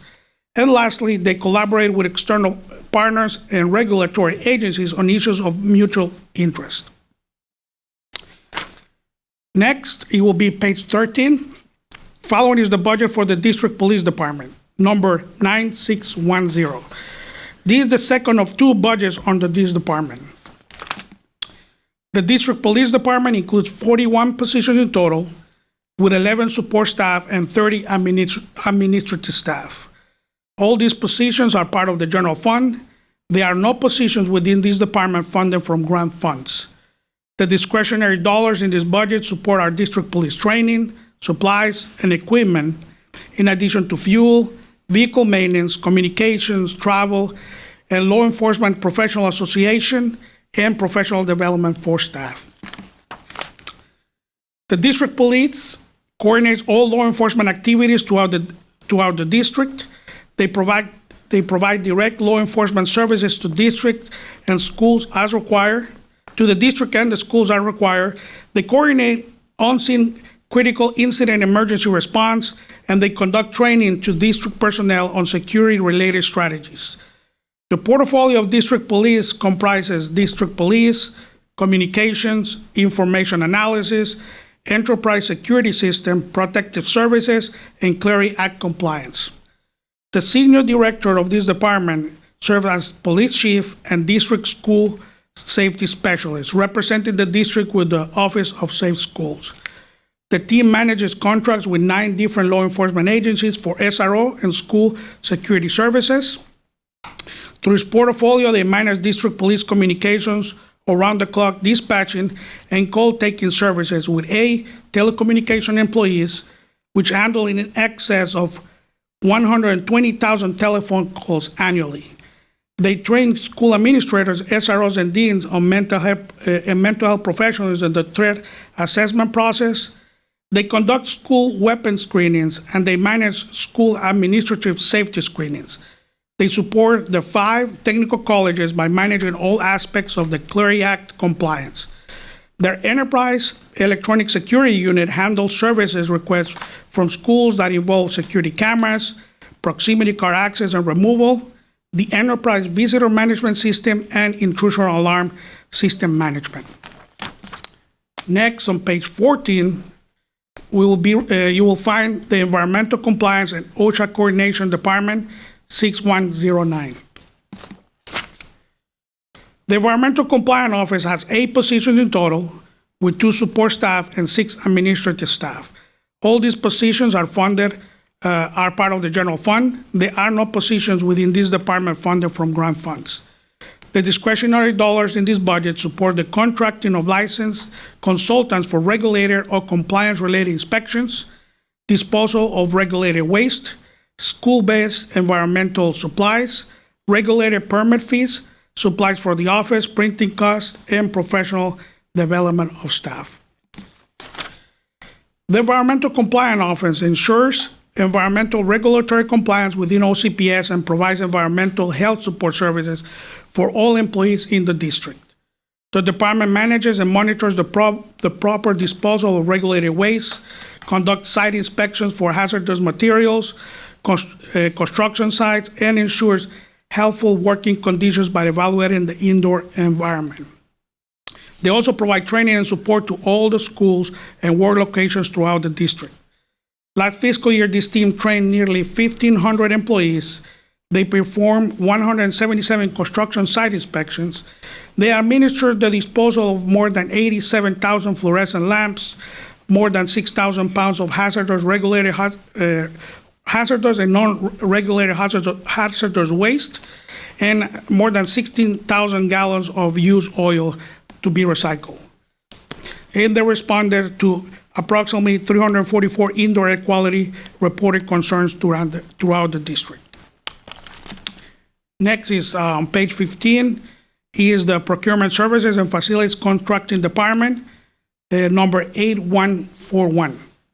This is the third of 6 budgets under the department, under the Procurement Services area. The Procurement Services and Facilities and Contracting Department has 24 positions in total, with 5 support staff and 19 administrative staff. All these positions are part of the general fund. There are no positions within this department funded from grant funds. The Procurement Services Department is separated in 2 offices. The discretionary dollars in this budget provide for supplies and equipment for the department, printing costs, in District Professional Association with the National Institute of Governmental Procurement, the Florida Association of School Business Officials, and the Professional Development of Staff. The general operations of the Procurement Services and Facilities and Construction Department are managed by a senior director. He oversees all the procurement of goods and services for the district, the material management functions, and the Office of Business Opportunity. He provides a centralized oversight for all 3 areas. In the area of procurement of goods and services, 2 directors oversee all activities over their respective offices. The director of the Procurement Services Office oversees the procurement of all non-construction related goods and services, the administration and monitoring of the district PCAR program, and manages and maintains the SRM purchasing module linked to SAP known as iBuy. The director of over the Facilities and Construction Contracting Department oversees the procurement of all construction-related goods and services, conducts the negotiations, and supervises the contract documents development for agreements related to professional construction services. Last fiscal year, this team processed more than 38,000 purchase orders with a total value exceeding $600 million. They issue 96 bids for services of goods, for services and goods. They issue more than 1,400 charge cards. They monitor more than 65,000 PCAR transactions, totaling approximately $11 million. They collected rebates totaling more than $300,000.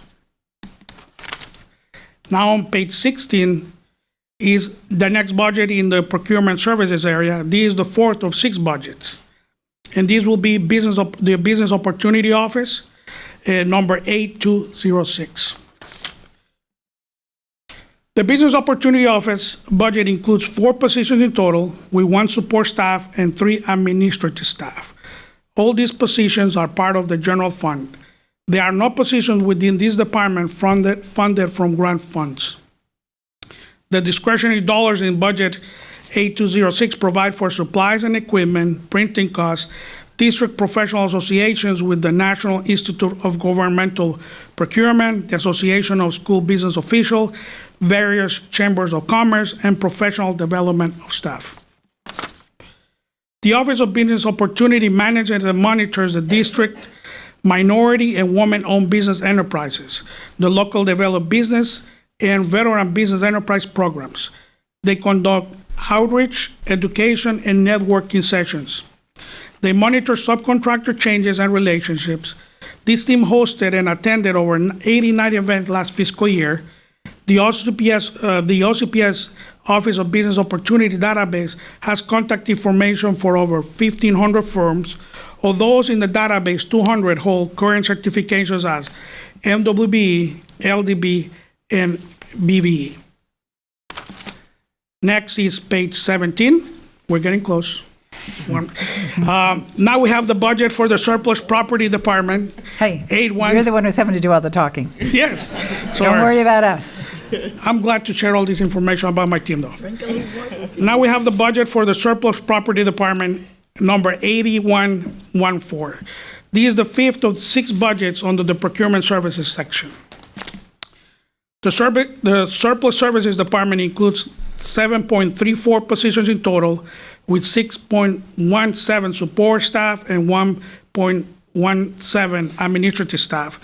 As mentioned before, the director and secretary positions are divided, salaries are divided among all 5 cost centers. All these positions are part of the general fund. There are no positions with this department funded from grant funds. The discretionary dollars in budget 8114 supports their supplies and equipment for the department, printing costs, and related distribution costs. Surplus department, this team picks up and receives salvage equipment from all locations and determines its appropriate disposition. They receive equipment for schools and offices. This results in cost savings, cost avoidance for the district. They perform auction services online, and we contracted auctioneer services in accordance with the state and Florida laws. Last fiscal year, they conducted more than 2,000 pickups and deliveries of surplus materials. They processed more than 7,400 fixed assets and more than 100,000 non-fixed assets, and they recycle over 540 pounds of electronic waste. This team generated over $1 million in sales at auctions. Next, the next page, the budget book reflects the budget for the couriers department, 8117. This is the last of the 6 budgets under the procurement services section. The courier services department includes 7.32 positions in total, with 6.16 support staff and 1.16 administrative staff. The director and secretary positions are divided among all 5 cost centers. All these positions are part of the general fund. There are no positions within this department funded from grant funds. The discretionary dollars on this budget support their supplies and equipment, printing costs, and related distribution costs. Courier services sorts, processes, and delivers inter-office packages and mail to schools and offices around the district. Courier services provide services to each of the district ward locations at least twice a week. Last fiscal year, the vehicles logged more than 100,000 miles while delivering more than 1.9 million items. Next, on page 19, the next budget represents the last budget under the Operation Division tab. It is for the Building Code Compliance Office, Department 6109. The Building Code Compliance Office includes 12 positions in total, with 2 support staff and 10 administrative staff. All these positions are part of the general fund. There are no positions within this department funded from grant funds.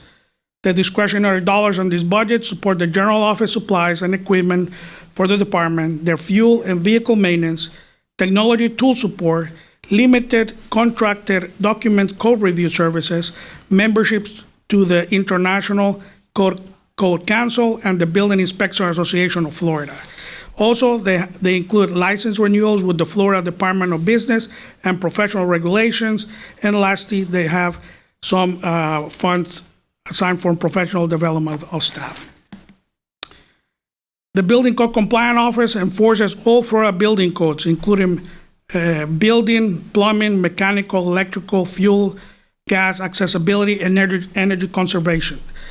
They enforce all the Florida statutes to ensure that OCPS facilities meet all construction requirements for the safety of occupants that learn, work, or visit them. They perform plan reviews as required by Florida statutes. They perform all required inspections at OCPS facilities to ensure that facilities are constructed in accordance with the requirements of the Florida building codes, Florida statutes, and approved design documents. They manage the issuance of all permits for construction and maintenance projects. Last fiscal year, this group issued more than 1,900 permits, with a valuation of excess of $280 million. They conducted more than 17,000 construction inspections, and they performed more than 3,200 plan reviews. That's the last budget under the operations tab. Next, the following areas are and will continue to be analyzed as it relates to the return on investment for the district. The first one is the supply center operations, as mentioned by the superintendent. This is something that we always are looking at. This group is enterprise, so we follow it just like any business with a profit and loss statement. So as we were looking at it, as you know, we have recommended the closure of the operations, as is not the best option for the district to keep it operational. Inspection of construction projects for code compliance, inspection of district facilities for air quality concerns, and utilization of alternative fuel for school buses. That concludes the presentation for the operations area. Thank you. So one question for you. I think it was on page 110, if I'm not mistaken. You said that you only had 6 people in your fire marshal office? The fire marshal office? No, I believe that was on page 110. So the fire marshal only has, I think, 6 people? Yeah. 6 total 6 positions? administrative staff, yes, ma'am. So, and they do all of the annual inspections? Yes, ma'am. Okay. So they don't subcontract or any of that? They literally do all of the They do all the inspections. Wow. Yeah. Okay. And so the schools don't have to be, I guess the schools just have to be done once a year, but not all in a small window of time? Yes, during Okay. the year, they Just conduct sometime during the year. inspections. Okay. They have a schedule and they follow it throughout the year. Okay, Yes. that was my only question. That was an easy one. Dr. Gordon's will probably be more difficult. Oh, I'm going to leave it alone because I just want you to ask, how many people? No, we know that they're overworked. We know that that's a lot because we've been through a lot, with but you need, what a lot of people really don't know. And I'm not saying that you are, but sometimes they're afraid to ask for help to the superintendent to let them know. But if you feel that you're doing it successfully, we haven't had anything that burned down, thank God. But, I always tell everybody, every time I ask Dr. Jenkins for something, I won't say I get it all, but I mean, she always finds a way. That's what superintendents are for. That's what they're for. Our job as a board, whatever she asks us for, we should provide it because we hired her. And our job is to make her successful. You as a leader of all of these departments, you never want them to go lacking. Throw it back to the superintendent. Let her see what they can do, but then when she throw it back to you, then you could throw your hands up. But I'm willing to bet you, I've never seen it, even when she was in Charlotte, Mecklenburg. Those board members trained me, okay? They trained me. And I asked, how is she doing with that? Workable. I've never seen her not come back with something. The impossible dreams. I've gotten a lot of dreams out of this board. And it's because of the leadership of the 2 superintendents that I've worked under.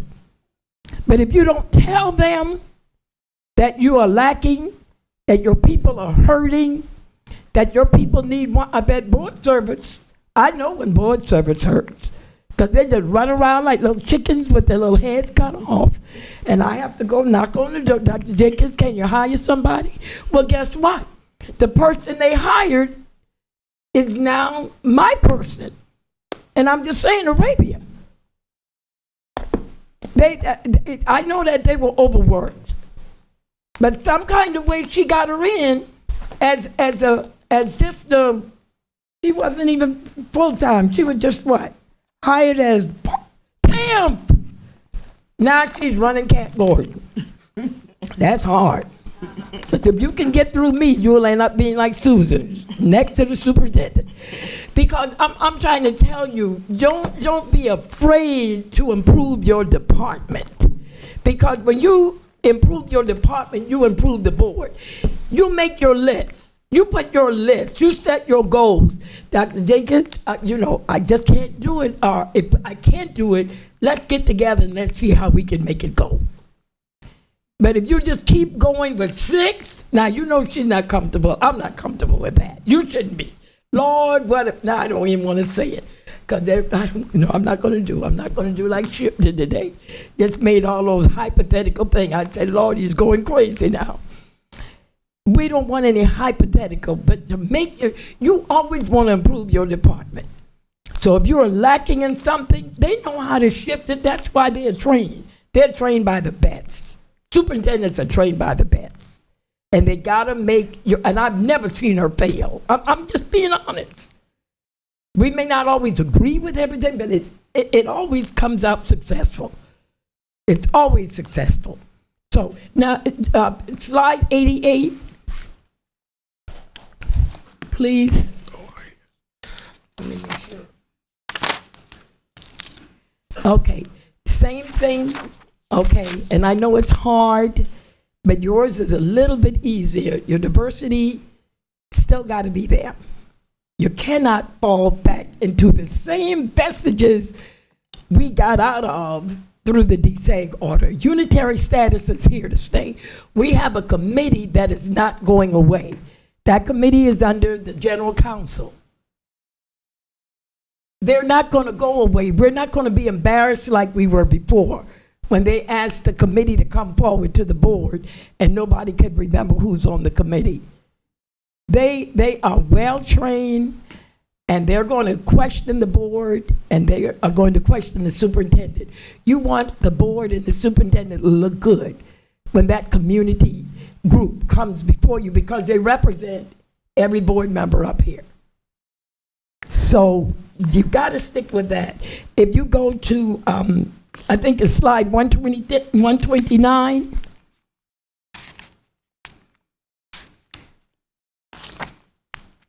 I want to commend you on this. And the reason why this never happened before, between the two superintendents, this is just skyrocketed.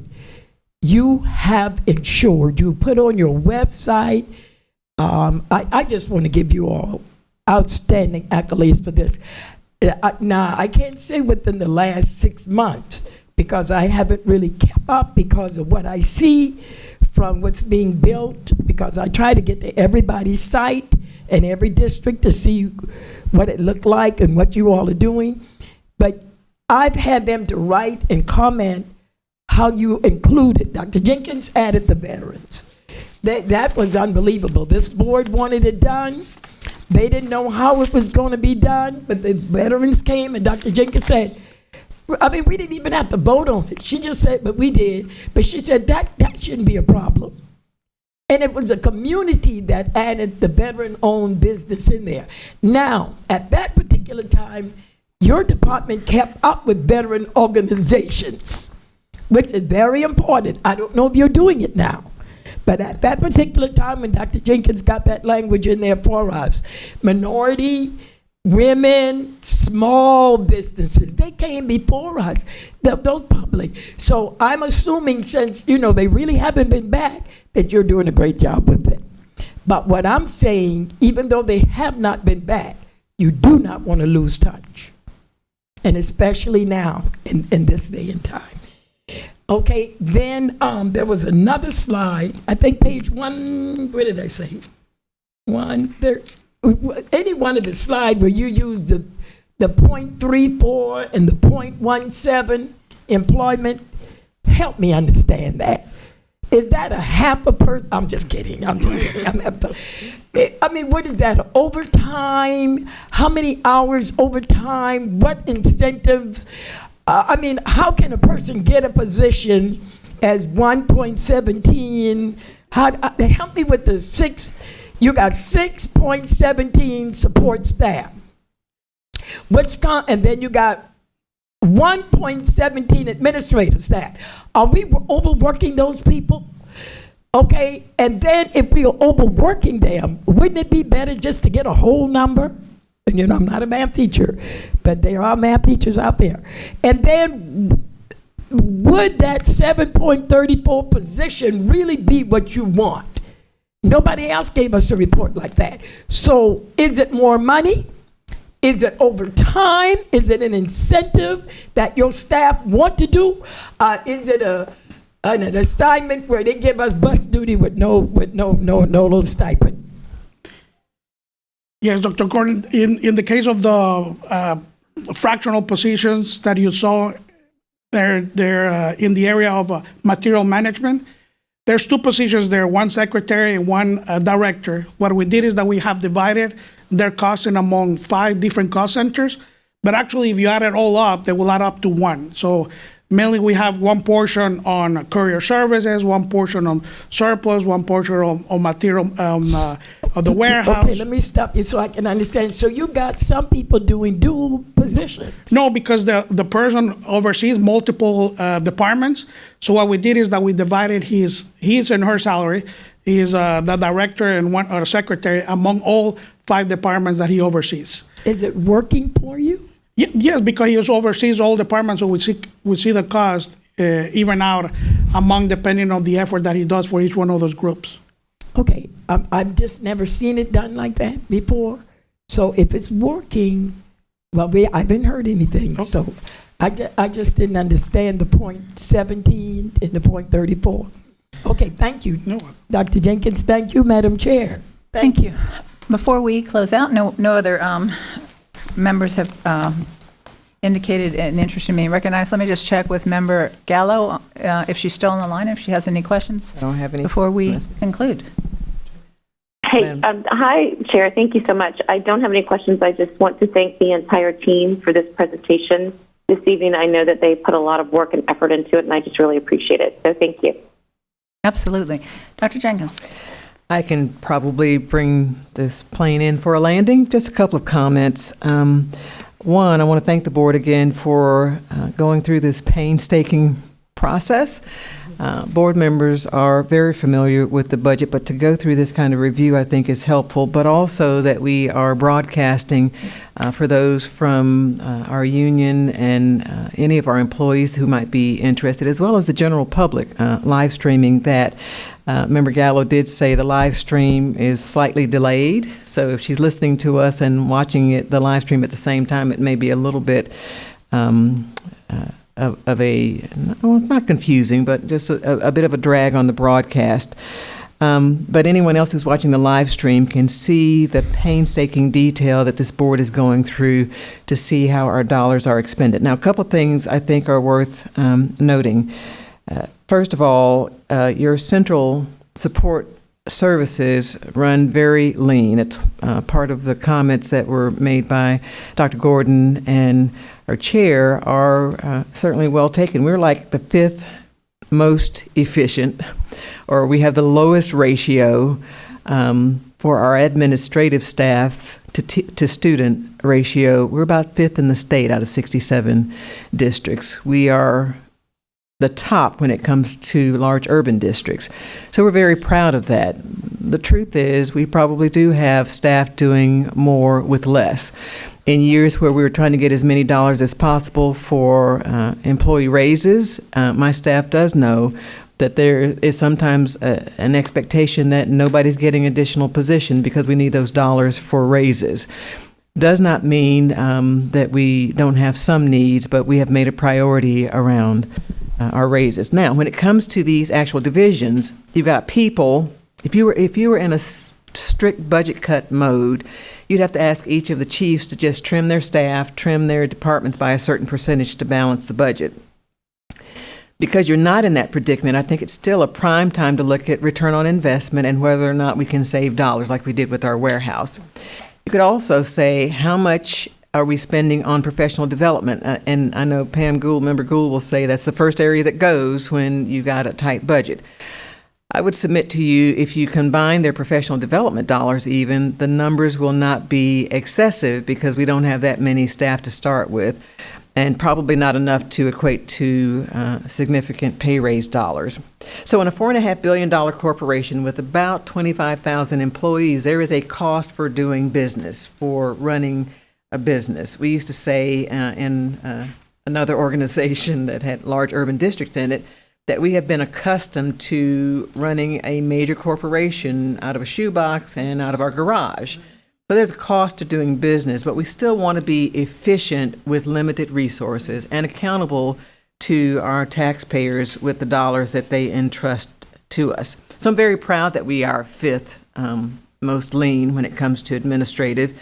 I'm a little bit chagrined, if you will, that Dr. Gordon and others may think we're overworking staff and doing it with as thin a staff as possible. We'll certainly take a look at that. But $4.5 billion corporation, when it comes to this core function, the cost of running a business, you could probably trim. You can't run it without some supplies and materials. You could probably trim when it comes to professional development and travel. I'm intrigued as well, and I've asked staff, Maria and I, Dr. Vasquez and I were just talking about this a minute ago. So when it comes to the 1-to-1 ratio for the computers, anyone who's listening, I want to be clear, the actual devices, those dollars could be gleaned, but they would have to go back on the capital. So if you could squeeze together enough to build another school, that would be something usable for the device money. If you trim those numbers as well, you might need fewer dollars on the operations side. Here's a bit of the conundrum that we have, and this is what Dr. Vasquez and team will be working on. I've already asked her about it. So last year, we rolled out a third of our elementary schools, and they were 1-to-1. This year, we rolled out a second third, and they were 1-to-1. Next year is the final group. Kind of hard to say to them, by the way, you don't get what everybody else got. However, it is not too late for us to look at some other strategies. If we said for K1 and 2, even in those 80 schools that have already rolled out, that we start to trim those numbers to a 2-to-1 ratio instead of a 1-to-1 ratio, you could save some dollars and use some of those devices for the last third of our elementary schools rolling out. Staff have also looked at a means when it comes to refreshing and older machines, older computers. Certainly our elementary schools can use those instead of having those faster machines reserved for elementary schools. K1 and 2, K and 1 we use iPads because they don't have the same capacity as the computers. But using some of those older machines for elementary age students, and less expensive, by the way, older and less expensive machines as well, and using some of those for the repair. Ms. Curran will appreciate this. For the repair and replacement inventory, we can do some of that switching out and save some dollars. Her first indication to me is that we can probably save about $3 million if we start to squeeze just on cheaper machines for elementary and using them for the refresh as well. And I think we can have discussions around getting to, for the earlier grades in elementary especially, to a larger ratio. I don't think that breaches the actual language in the sales tax. We'll go back and look, and I don't think anyone would be overly disturbed. But got to remember, those dollars can be used toward capital, not toward the actual operations budget. I'm intrigued by that. I've asked staff to take a look at it because I think there are possibilities as well. All in all, I want to thank the board for giving us this opportunity to go through the painstaking portion of it. Not just for our board, they're familiar with the budget, but for the general public as well, and for the live streaming and the records that will be available. I think it's very helpful to show we've done everything in our power to make sure we're running a lean operation and that we can glean some dollars that we can use toward our number one priority, again, the board has said, is around employee compensation. And so happy to go through this and have all of your questions already noted. We'll get those answers back to you, and we'll keep forging ahead on the next sections that we have to review. All right, very good. This meeting's adjourned.